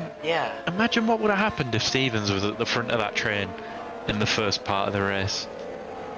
Wow. It might have been a very different sort of race. Stevens has been able to match Dennehan throughout. But let's see what happens. The gap is coming down. Shows you the importance of qualifying at a street circuit, but here you go. Just realised Adam Adam was my prediction for the win today, so there goes my chance of that. Looks like it's all on you now, Ryan. But anyway, Jaakko-Pekka Laulu now defending from Jake Dennehan. Dennehan will have the DRS, and Lalu's presumably going to pit soon as well. He's run quite a long time on those medium tyres, although he is on an alternate strategy. Here comes the slipstream. There's the DRS, and through goes Jake Dennehan. I think the gap between Dennehan and Stevens did come down a little bit in that. Not hugely so, and not worryingly so. Dennehan still has a comfortable gap, comfortable lead, but maybe not quite as comfortable as it would have been. Maybe 3 or 4 seconds between the two, which means even though Dennehan is comfortably up there, he can't afford to make a mistake or anything like that. Stevens has been doing the important laps just to make sure that Jake can't cruise away with it. And there's the fight for P11. I think this is a genuine scrap as well, because Winnick has been dropping back and Kropp has been making up ground. Yeah, possibly. Winnick's apparently just overtaken Moritz Kropp, so that's a move for position that's taken place. Yeah, seem to have had a bit. We're going to start to see a lot of people coming in the next sort of few laps, probably going on to like the likes of Panzer and Lalu will be going on to the tyres that are going to last them the rest of the race. Yeah, a lot of, we already had 2 stops here, and we've still got 17 laps to go. It looks like most will be going for a 3-stop, I'd imagine, going on the soft for the last stint. Indeed. Rodrigo Carvalho saying cool to see an SL2 team with 2 cars in the top 10. Are you referring to Mood Auto Concepts there? It could be THR as well, couldn't it? Could be. Robin Panther in the pits now as well. So Dennehan will once again lead the race by about a second from Lalu. Yeah, so both Moods are in the top 10, both RSRs as well, and of course THR, and of course Super Venturi, but those are to be expected. THR and Super Venturi, 2 of the biggest teams in this championship so far. Then again, Super Venturi actually yet to score a podium. I've only just seen that. Interesting. And for RSR, we're 3rd in the championship. That's true. That's true. No, you had 3rd with Walk in Bahrain. Ah, I wasn't here for that round. Fair enough. Did we? I can't remember. Well, there you go. I can't remember. Oh, running slightly wide there is David Feiduck. Yeah, so THR leading the championship with 2 victories. You've got Edge Esports a few points back, so they have 1 win with Jake Dennehan. Alba RSR 3rd with the best result of 3rd for Thomas Walk in Bahrain. Congratulations, Ryan, you do have a podium. I don't know if you know or not. Apparently. Maybe that was given as a result of the penalty. I can't remember what happened 4 weeks ago. 6 weeks ago. There's a move from Feiduck. And around the outside, pretty nicely done, and through goes Philip Pushki as well, so Moritz being swamped by the Stax racing cars. And the other teams in the top 5 in the team standings are Nocturne and Super Venturi. Nocturne, of course, had that win with Adam Maguire now. I do like the way the live timing is, the live championship is already being updated with the DNFs and all of that. Whoever's on that is working. I believe it's Vincent Guter. Yeah, I think it is, yeah. Pretty Big quick Vince. work. Very good, Vincent. A great guy. Worked with him for a good few years now, doing some endurance racing and stuff in the past with Epic Racing. Really good guy. Right. I get it. His updates have just reminded me actually that this is Alexander Ragosa's first race of the season. I know Ragosa's done Super League before, or at least I think he has, so it didn't really strike me as unusual, but yeah, that is true, isn't it? I believe so. Let me look up his results. Yeah, so he actually hasn't. Sorry, he actually hasn't done Super League before. He's done Super Lights. Yeah. So this is Alexander Ragosa's Super League debut. Imagine if he scored points. He's in 4th so far. 14. His 14, sorry. His best Super Lights result was 8th place just last time out, actually, in Saudi Arabia. So obviously goes well here. Marley pitting now. Diving in. We saw Pushkar as well a few laps ago going in, so these guys taking probably medium to the finish now, I'd assume. And of course the other driver in this race who hasn't driven in this season so far is Maciej Winnick, but we knew about him, the 3-time Grand Prix winner. And there they are together on track. That's Malu coming out in front of Winnick, so not Ragosa, but there's Winnick at least. Ragosa in the pits. Still 4 seconds, the gap for the lead, maybe 3.5 in some sectors. And there is Alexander Ragosa. The gap for the lead is an interesting one because it's not really changing that much, but it's also not really that big. So all it's going to take is for Denahan to be held up in traffic a bit, or make a mistake or something along those lines. It was in the first 15 laps. It was 5 seconds. Yeah, and we're on lap 36 now, and it's come down a second and a half. And I expected it to triple. A minimum. 5 seconds under a third of the way. I thought it was going to be like 15, but Stevens, man, I just can't help but think what could have been. Panzer have been silently plucking away as well. He's on the back of Stepkowski. Sorry, Rodrigo Carvalho saying he mentioned mode since both drivers are from TR in SL2. So it's an SL2 team of drivers, but not in an SL2 team. That makes sense. Thanks for clarifying.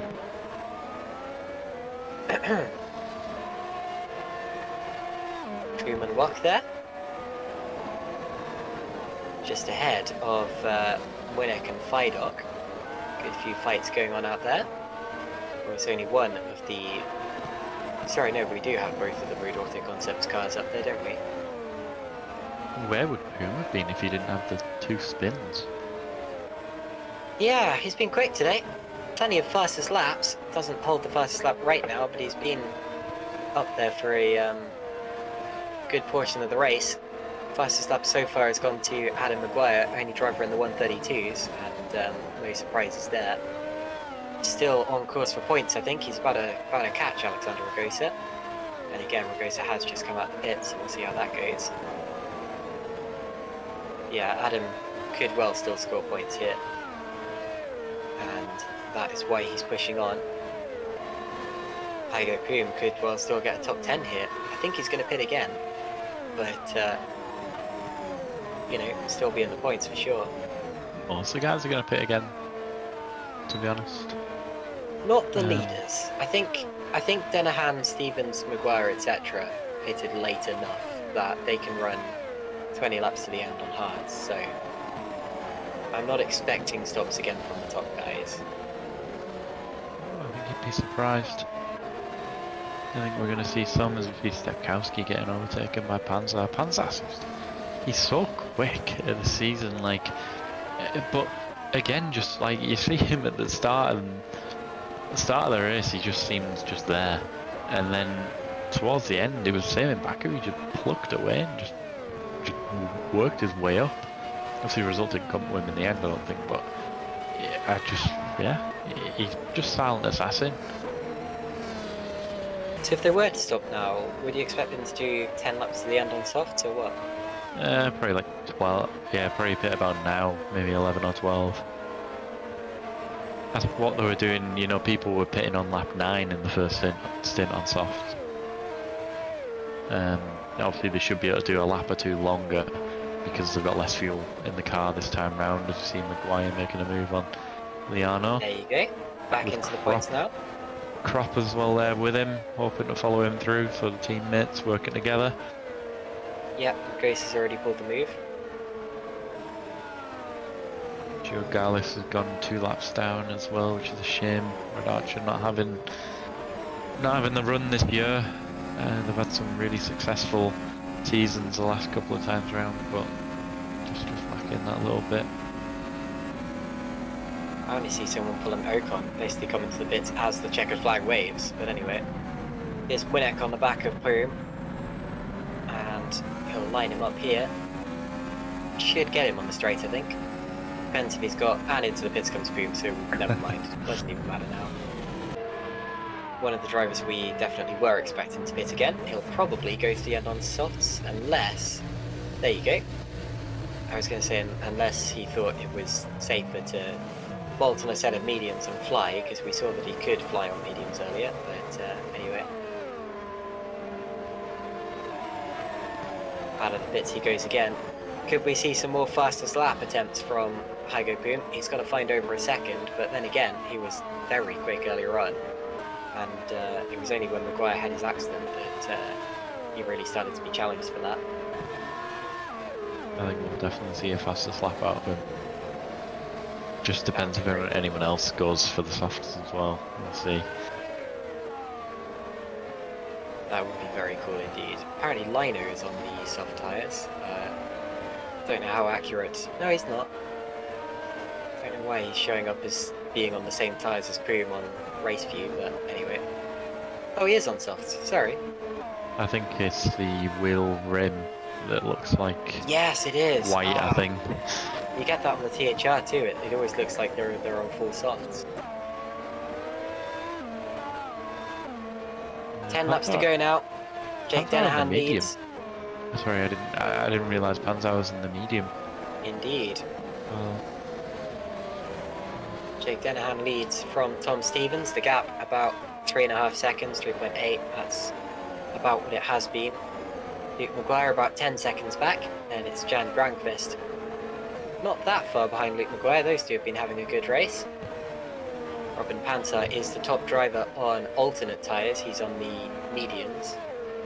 You've got Stano Stepkowski P6, then Joko Pekalali also on the mediums, P7, then Tomasz Vok, Maciej Winnick and David Fidok, the rest of the top 10. Still some changes to come in the order. Not too many pit stops I wouldn't have thought. Here comes Lino on Maguire. Very nice. He's gone straight back again. Maguire loses 2 places in 1 straight as Moritz Kropp comes through. Not a great day. Really, yeah, one to forget. I was going to say in the Maguire camp, but in one of the Maguire camp, that is. Here's the move on board with Moritz. He's come from a very long way back here. And at this point he's saying to Adam, don't pull over, I've got the slipstream, I'm coming through. Takes a look to the inside. Lino gives him plenty of room. Not able to take advantage, but Lino was very generous there. Tell you what, Poom's gone faster in the first sector here, so I'm going to treat this like a bit of a qualifying session and see if he gets the lap. His second sector's pretty darn good as well. This could be a fastest lap from Hygo Poom. He'll get a point for it if he does take it. The only time you don't get a point for it is if you finish outside of the top 15 or don't finish at all. But if you're inside the top 15 and you take the fastest lap, you get an extra point in the championship, which will be helpful mainly to Mood, because Hygo has not done every race and isn't really a championship contender, but Mood would appreciate it for sure. But for Hygo, it's bragging rights, and he takes it! Hygo Poom at 1:32.174 takes provisional fastest lap. It said 1:75 on the screen, but anyway. Whatever the case, and there's Moritz Kropp going back past Giuseppe Lino. These three swapping about pretty much every straight. Very good. But yeah, good stuff from Hygo there, and he could still catch Dylan Platt at this rate as well. Well, every point counts back here, and you can see them scrapping for P15. You know, giving it a good go. Good lap, yes, from Poom.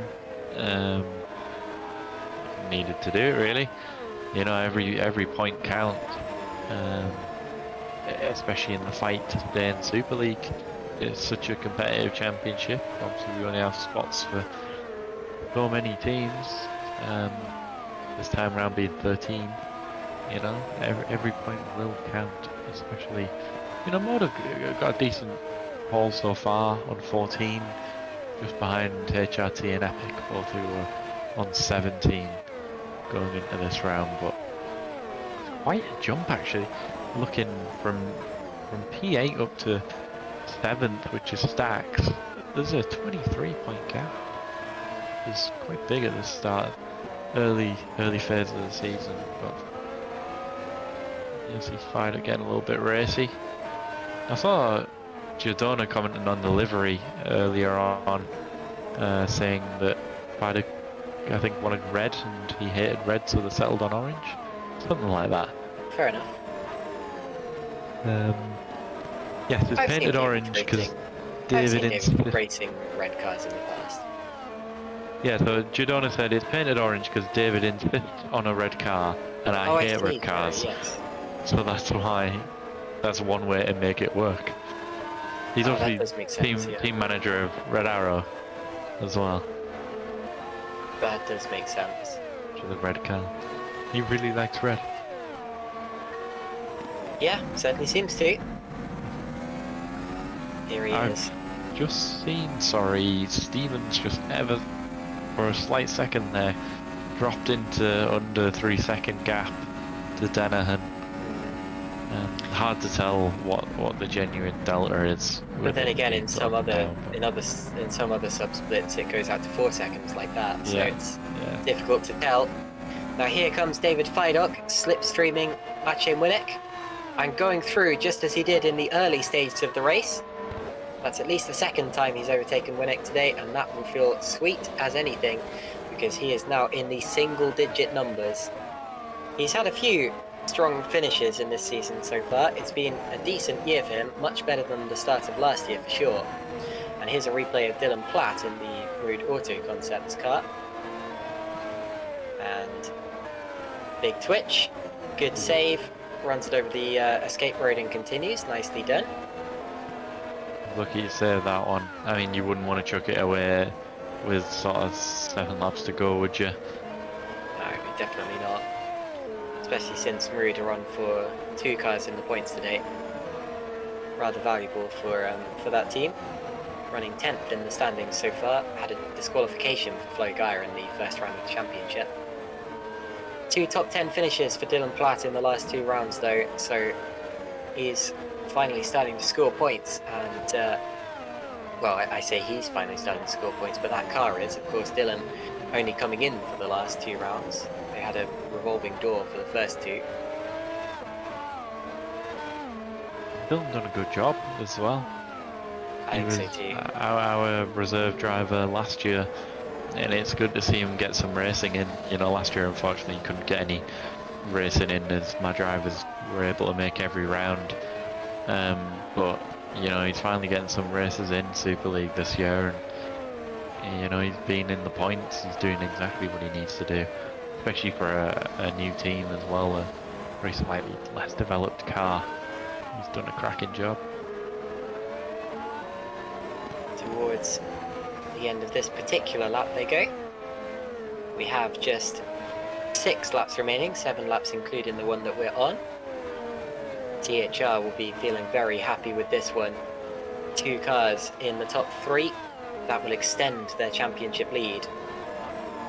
Especially since Edge have 1 car fighting to even be in the top 10 at this point. Of course, Edge will still win the race with Jake Danahan if this is anything to go by. Tom Stevens still there, so it's not a walk in the park for Jake Danahan from here, but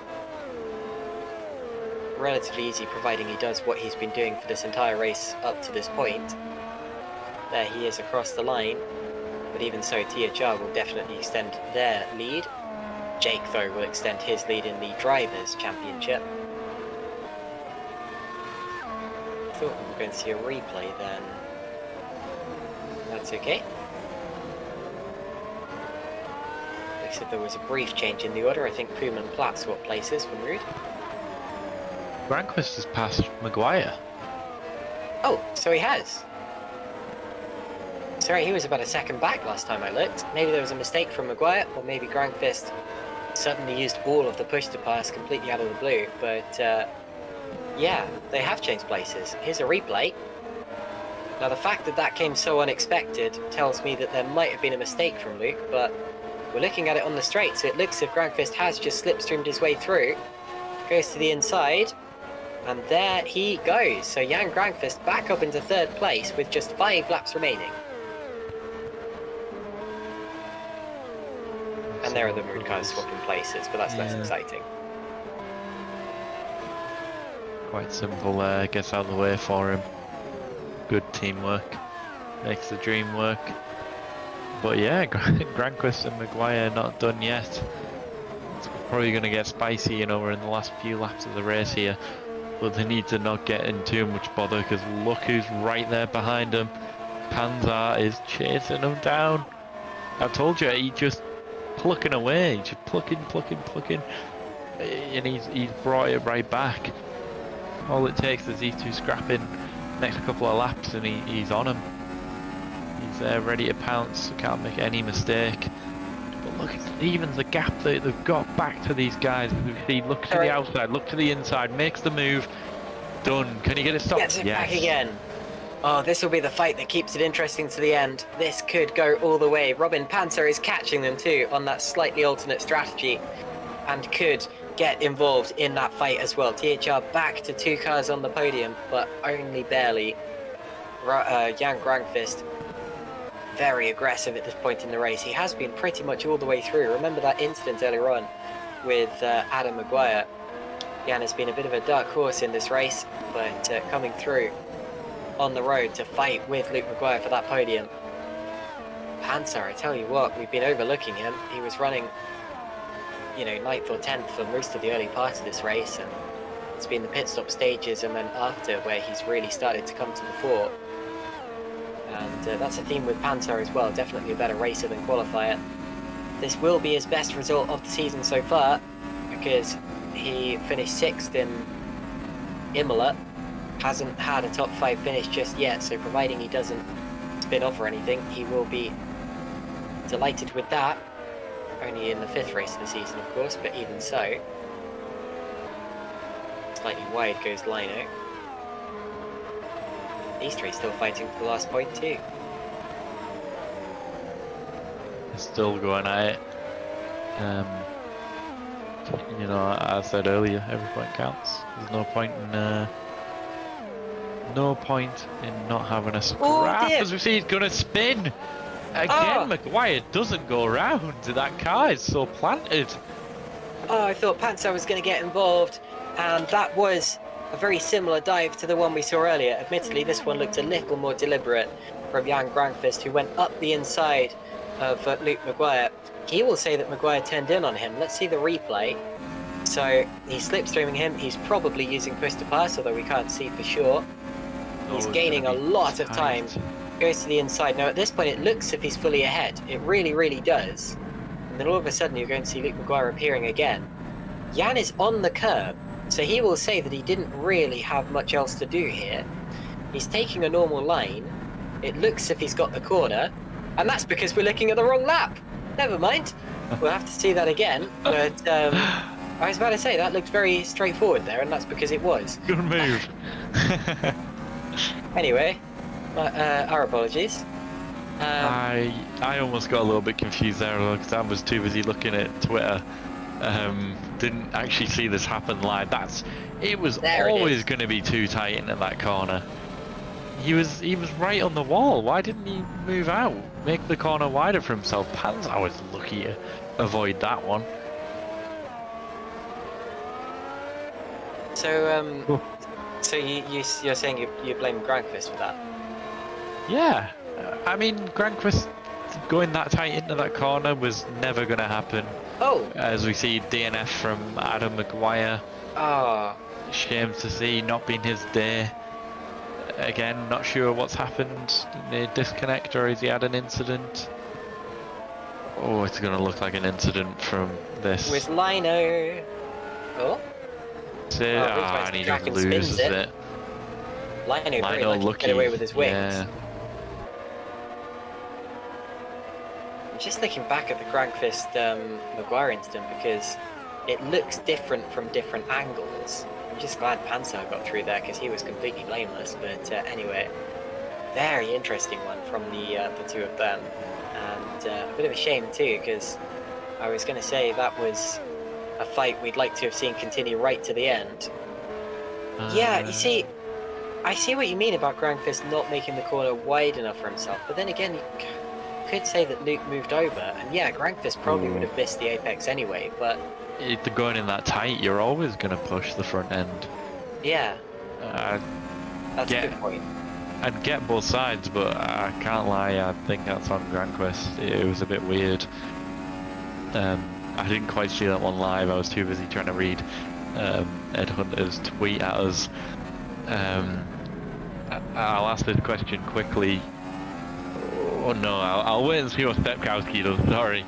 My interest being too peaked from my own driver. That's okay, so in the DRS. Has a sudden chance of a top 5 finish. He wasn't expecting this a couple of laps ago. Bit of a twitch from Grandfist. Probably lost his rear tyres in that. And Lalu right on the back of them as well. I didn't even notice that. Yeah. This is the stage in the race where it starts to all accordion back together again, and you see people coming through that you just were not expecting. And yes, indeed. Another little twitch there from Giuseppe Lino. He's lucky to still be in the race, but he's not going to score points at this rate. Fabian Schiertzig's gone through. The gap for the lead has extended again. Unfortunately, it's out to over 4 seconds. I say unfortunately for the race's sake. Jake, of course, completely deserves this and has done a very good job in the race so far. There's going to be just 1 lap remaining next time he crosses the start-finish line now. That 1 lap will decide who wins this Grand Prix, or who wins it on the road, of course. We do have to remind you after that last race that all results are provisional until the penalties are handed out and all of that. Yeah, we don't like to see races decided in the steward's office, but it does happen. Let's see what Stepkowski can do. A little bit of a twitch on the front end, but he's much closer this time, and he's going to have the DRS. He's right on the back of Grandquist. Can he get it done? Grandquist has been pretty sketchy into turn 1. Let's see if he takes it a little bit wider this time round. He's still so tight on the inside. Then they both go for a spin. Get pushed back round by Lalu. Oh, that wasn't... And Stepkowski gets out ahead. Goodness me. He does, but that's not how we like to see overtakes done. We're on the last lap of the race now, and you sometimes do get silly dives on the last lap. I'm going to have a look back at that. Now, this time I have to admit it's my turn to not be looking while something like this happens. Stepkowski was on the outside, and so it was Grandfist again on the inside. It was just like the Luke Maguire accident, and Lally just the innocent victim, but strange race, especially for young Grandfist. It really has been a weird one. One driver who's had it much more straightforward though has been Jake Dennehan. He's barely had a car in his sight. Did have to make his way through a little bit of traffic in the street stages, in the pit stages, but made it work. And just like last time, he's going to come through to take the checkered flag first. Jake Dennehan wins his 2nd GPVWC Super League race, and that is for the last spot on the podium. And it's Maguire versus Panzer. They're going to slipstream to the line. So Stevens is definitely 2nd. Panzer gets the DRS. He's going to get 3rd. Panzer gets 3rd on the last lap of the race with an excellent move and an excellent drive. What a fantastic finish to this race. And even though it didn't go so well for P5, that has been a very exciting finish up ahead. Stepkowski P5, then Lalu and Grandfist. Grandfist will probably be in the steward's office a good few times over after this one. I'm not trying to put any blame on him just yet because it is all up to the stewards, but there was a common denominator in a lot of those collisions. There's Stepkowski crossing the line for 5th. Thomas Schwab was P8, then it was David Fidok and Maciej Winnick. The rest of the top 10 will read out the whole of the order in due time. But we have, Caitlin, indeed, our first ever Saudi Arabian Grand Prix winner in Jake Dennehan. But quickly, let's try and see what goes on here. Grandquist on the inside, really tight again. It's just like the Luke Maguire thing. I think that one's a little bit different. I do think it looks like Stepkowski. I mean, I didn't quite see the replay as well, but it looked like Stepkowski was coming across a bit more there than I saw on the other replay. But I might be wrong, I can't quite remember. But excellent from Panzer here. Sets himself up for, not giving himself a little bit of a wide berth, but not too much. And then just opens up the DRS, probably on the push to pass, and just gets it done. Not quite a photo finish, but really close finish for the final spot on the podium. Indeed, and Ed Hunter points out that that is the 4th win in a row for an Irish driver in Super League this season, despite drivers not taking 2 victories in a row at any point. Wonderful stuff, and donuts for Jake Dennehan. I don't want to call you out there, Alex, no, but Luke is also Irish, so it is 4 Irish drivers in a row. Jake Dennehan wins here in Saudi Arabia, followed by Tom Stevens, then Robin Panzer on that last lap. Luke McGuire is 4th, Daniel Stepkowski P5, then Lalu and Grankvist, and they're very lucky to keep it out of the wall there, but it doesn't really matter. Tomasz Walker P8, then David Fidok and Maciej Winnick on his return. Did still get a top 10, seemed to be a little bit of a tough race, but he made it work.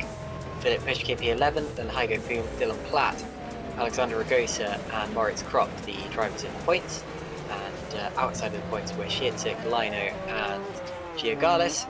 And retiring late on, Maguire and Jukes, and then also retiring, well there you go, it's Pascal Pollens, Yanis Walburn, so both HRTs out.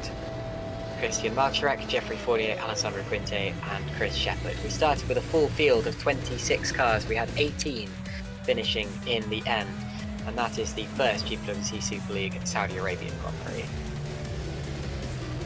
And it was a good one. Yeah, I think so. I think it gave us some carnage. things to talk about, yeah. Less carnage than Baku. Like, there was still incidents, which isn't ideal, but they were a bit... What's the word I'm looking for? They weren't quite as bad, I don't think. They were more like genuine mistakes than like incident. And it was generally an entertaining Grand Prix that seemed to go very quick. I don't know about you, even though I know that the distance they're covering is sort of the same, just when I see a low lap tally, I just seem to think it's a shorter race. I know. But you know, time flies when you're having fun, and I've had fun. Yeah. Yeah, me too.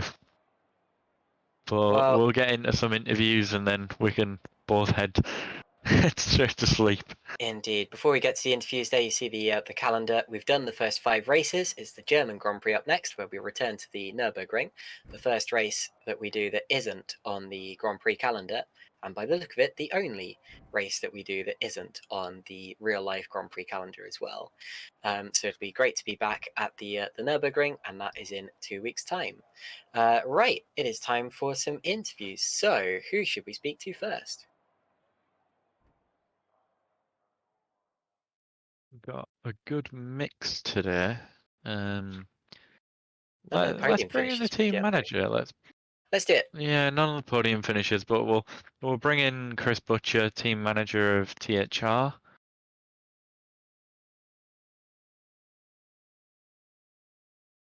Good afternoon, Chris. How's things treating you? Hi Ryan, all good, thanks. All good. How about you? Very good. Entertaining race this evening. Are you happy with the results? I mean, I'm sure you are, apart from what happened at the finish line. But yeah, definitely. I mean, when we sort of said when we came into this season that we didn't expect to be fighting at the front. To be honest, we were sort of thinking, maybe top end of the midfield. Sort of around 5th, 6th, 7th, that sort of area. So yeah, really happy with the results. Bit of a shame on the last lap. We lost some time in battles with Grankvist, a couple of bold moves, let's put it that way. But yeah, overall, really, really good team result. We've still got a bit of work to do to keep up with Jake, but yeah, really good. It's interesting you touch on it. about where you were sort of expecting to be. If you look at the championship as it is now, it's such a strange order. Some of the big heavy hitters in the past seem to be quite far down. You look at Epic down in ninth in the championship, HRT in 8th, Red Archer, who've been top 3 finishers in this championship in 11th. It's anyone's season this year, and you've taken it by the scruff of the neck, at least in this early stage.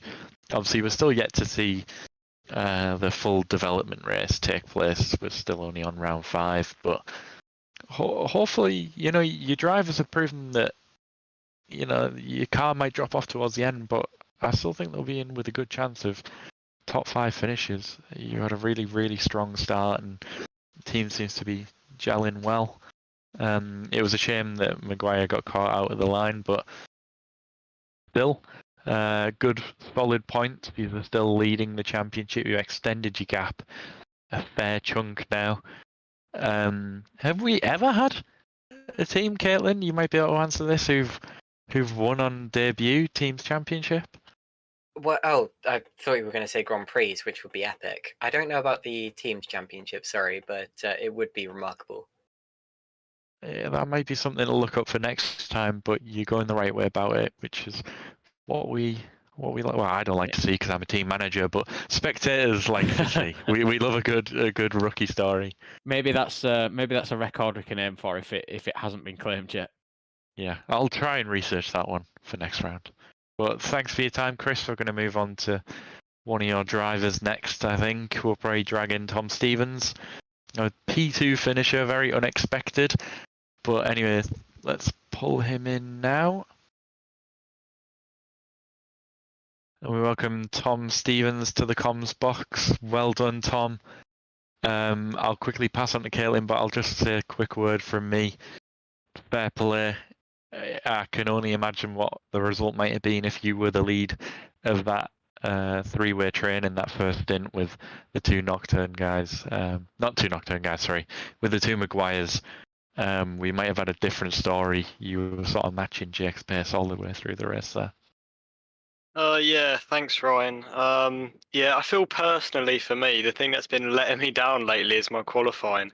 For the last 3 rounds, that has sort of set me back in the race, and it's given me a lot more work to do. And today it definitely didn't help, but the start of the race was all right. I managed to get 2 places off the line, but then after that, it was just following in the train, and Jake managed to get away. So yeah, pretty happy with how everything turned out. I've got to say, big thank you to both the Maguires, Moritz, Tom Ely, Toby and Chris for all the hard work going into this round. It's helped out so much, and yeah, it's great to be part of THR. Fantastic. Thank you very much, Tom.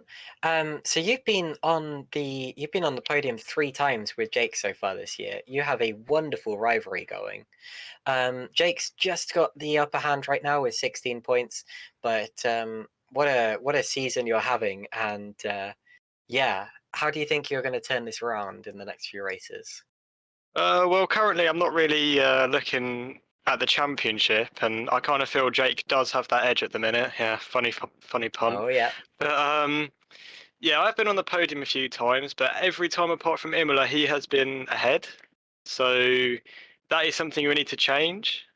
But as a first year team, I believe with THR, it's going well. I'm just really happy to be finishing where I am, and if there is a rivalry with Jake, we will see how it goes. But yeah, I'm going to be trying. I'm going to be trying to catch up to him, but we'll see how it goes. The season will play out.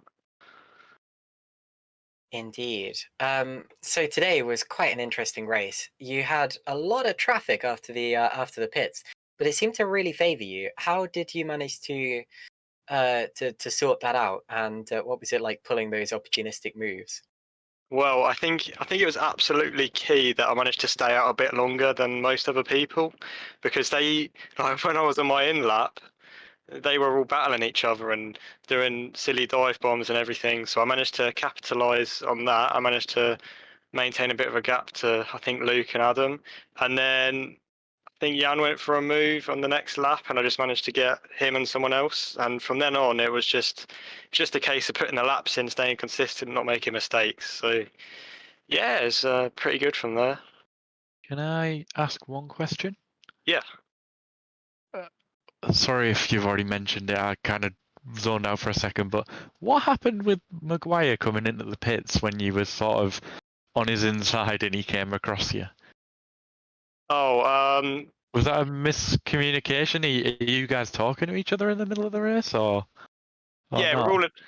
we're all in a VC, but at that point I was deafened, and yeah, I just I wasn't able to communicate with him then. I was trying to undeafen, but yeah, I wasn't sure what was going on. But it's all good, and yeah, nothing bad happened from it. So yeah. Fair enough. Wonderful. Thank you very much for talking to us, Tom, and good luck in the Nürburgring. Thank you very much. Wonderful. So that was Tom Stevens, our second placed finisher today. I would quickly like to bring in David Flydock, if that's okay, because David messaged me to say that you have some things to talk about. David, how are you doing? Been better. I just wanted to come in and apologise to my team and to Ryan's driver. We sacrificed the last 3 races to get big updates for this race, and I've never driven so badly. Really? I I don't know where to start. Like quality of it, I only managed to get 1 good lap in. I was 2-3 tenths off my PB. Start was decent, and I jumped Robin at the pits. Would have put me top 4 overall after the pits. But on my out lap, I was catching Thomas, and the last chicane before the back straight, the speed difference between our tyres was so big. I'm not sure if I tapped his wing or not, but yeah, I was so close. I had to basically drop my car to avoid hitting him, and then do the next 20 laps with extremely flat spotted tyres. Never driven tyres so bad. But yeah, I just wanted to apologise to everyone for the rubbish for tonight. I don't think you need to apologise, mate. You still finished P9. Yeah, but I don't know if I affected Tom's race. I need to ask him in a bit. And I dropped points for the team. You know, that should have easily been. Where did Robin finish? Robin was P3 in the end. Okay, because I was Yeah, 3 he seconds. I was 3 seconds ahead of him before that moment. So, yeah, that's big points lost for the team. So, yeah, I don't like letting the team down or anyone else. So, I got to hold my hands up, come in and say sorry. The beauty, David, is that racing in Super League, it's a marathon, not a sprint. You know, we're only on round 5. You've still got plenty of races ahead of you. It's not like you chucked away a points finish. P9's still a really solid effort, you know. Qualifying inside the top 10, me and Caitlin both commented on the fact that you were forced to do a normal strategy today. It seemed like, instead of doing some really curveball strategy. It was strange, but equally great to see.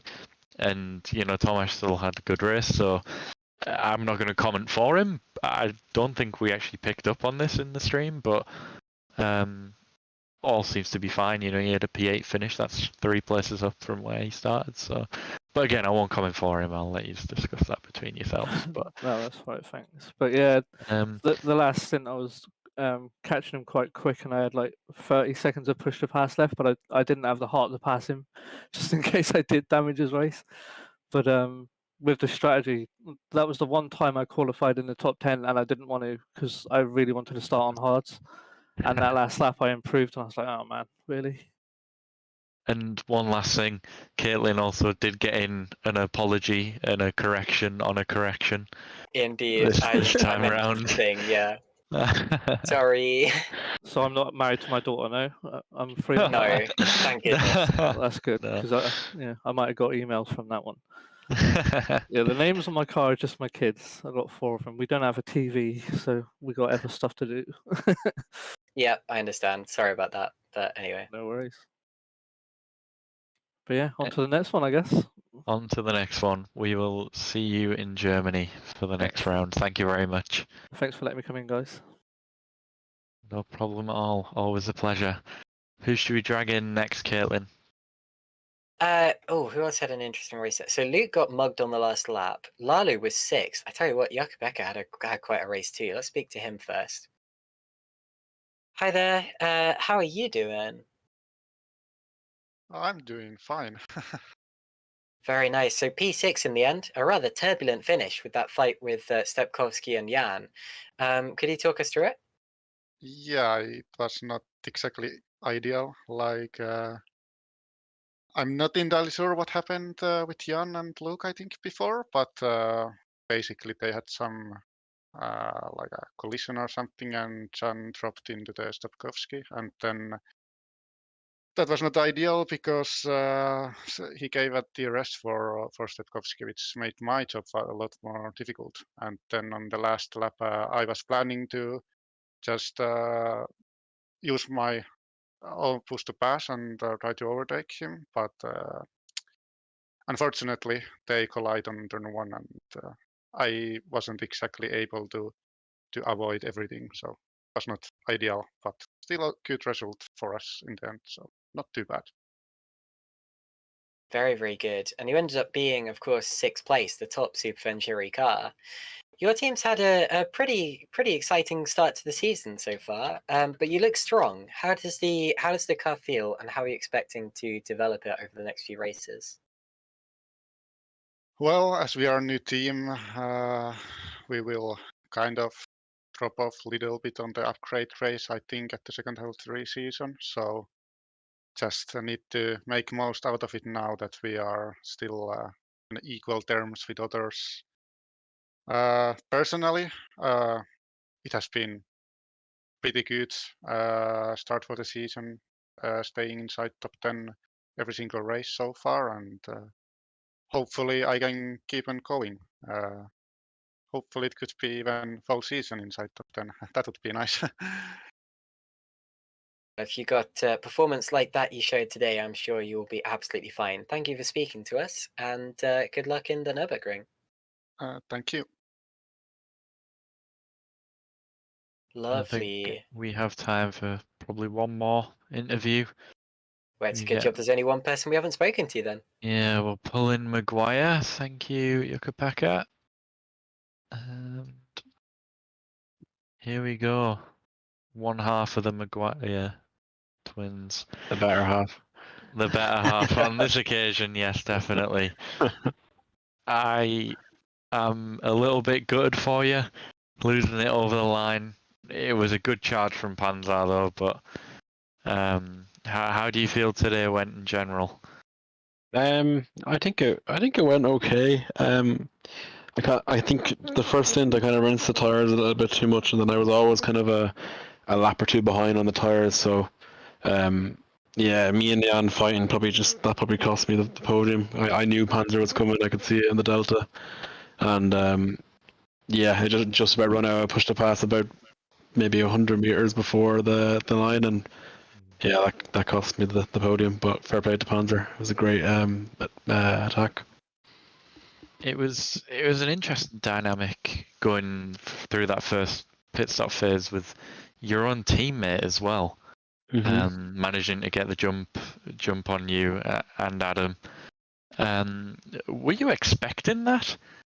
So it came as a bit of a surprise to us. I mean, you know, he was at the back of that train that he had going, and then sort of got the jump, and he managed to pull a fair gap throughout the rest of the race. Yeah, no, Tom had good pace here from the start, but in the pit stop, I missed my pit box. I lost about 4 seconds there, and yeah, I had to reverse and go back into it. But it was more just kind of a panic because I was coming into the pits. I felt the tires were just gone at that point, and it was a last minute call pit, and I hadn't changed the tires, so I was coming into the pit box, changing tires, taking off, do not repair, because you know this track you're going to hit a wall at some point. So I think everyone probably had a little bit of damage. So yeah, I lost about 4 seconds there in the pits, and yeah, that kind of took me off the DRS train throughout the race. My own fault. We did mention as well. We've spoken to your teammate Tom. There was one point which we thought was quite interesting on stream where you were attempting to come into the pits, and Tom was on your inside. How did you feel in that moment? He said that he was muted, trying to unmute. And Yeah. didn't hear or something. We even doubted if you were in voice chat together, but it got close. You did actually touch as well. Yeah, Slightly. I felt the touch, and I was like, I was thinking, I was like, I shouted coming out of the last corner in the voice chat that I'm pitting, so I went to the left, and then Tom was coming up my left, and I was like, and then after he just said that, like, oh, I couldn't hear it, and Toby had him on deafen or something, so it was funny, but I didn't even think anything of it. So apparently it maybe looked a big deal, but it wasn't a big deal for us.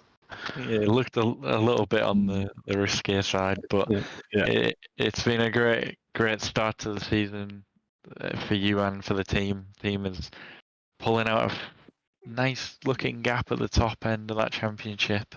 Yeah, just the first 2 races I was nowhere, but I'm after copping on a bit. So.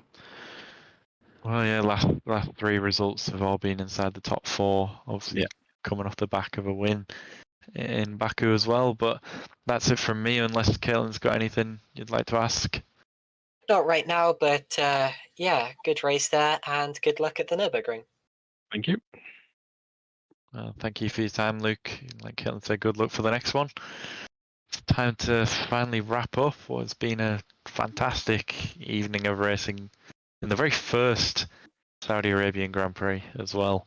History has been made tonight, Danahan being our very first Saudi Arabian Grand Prix winner.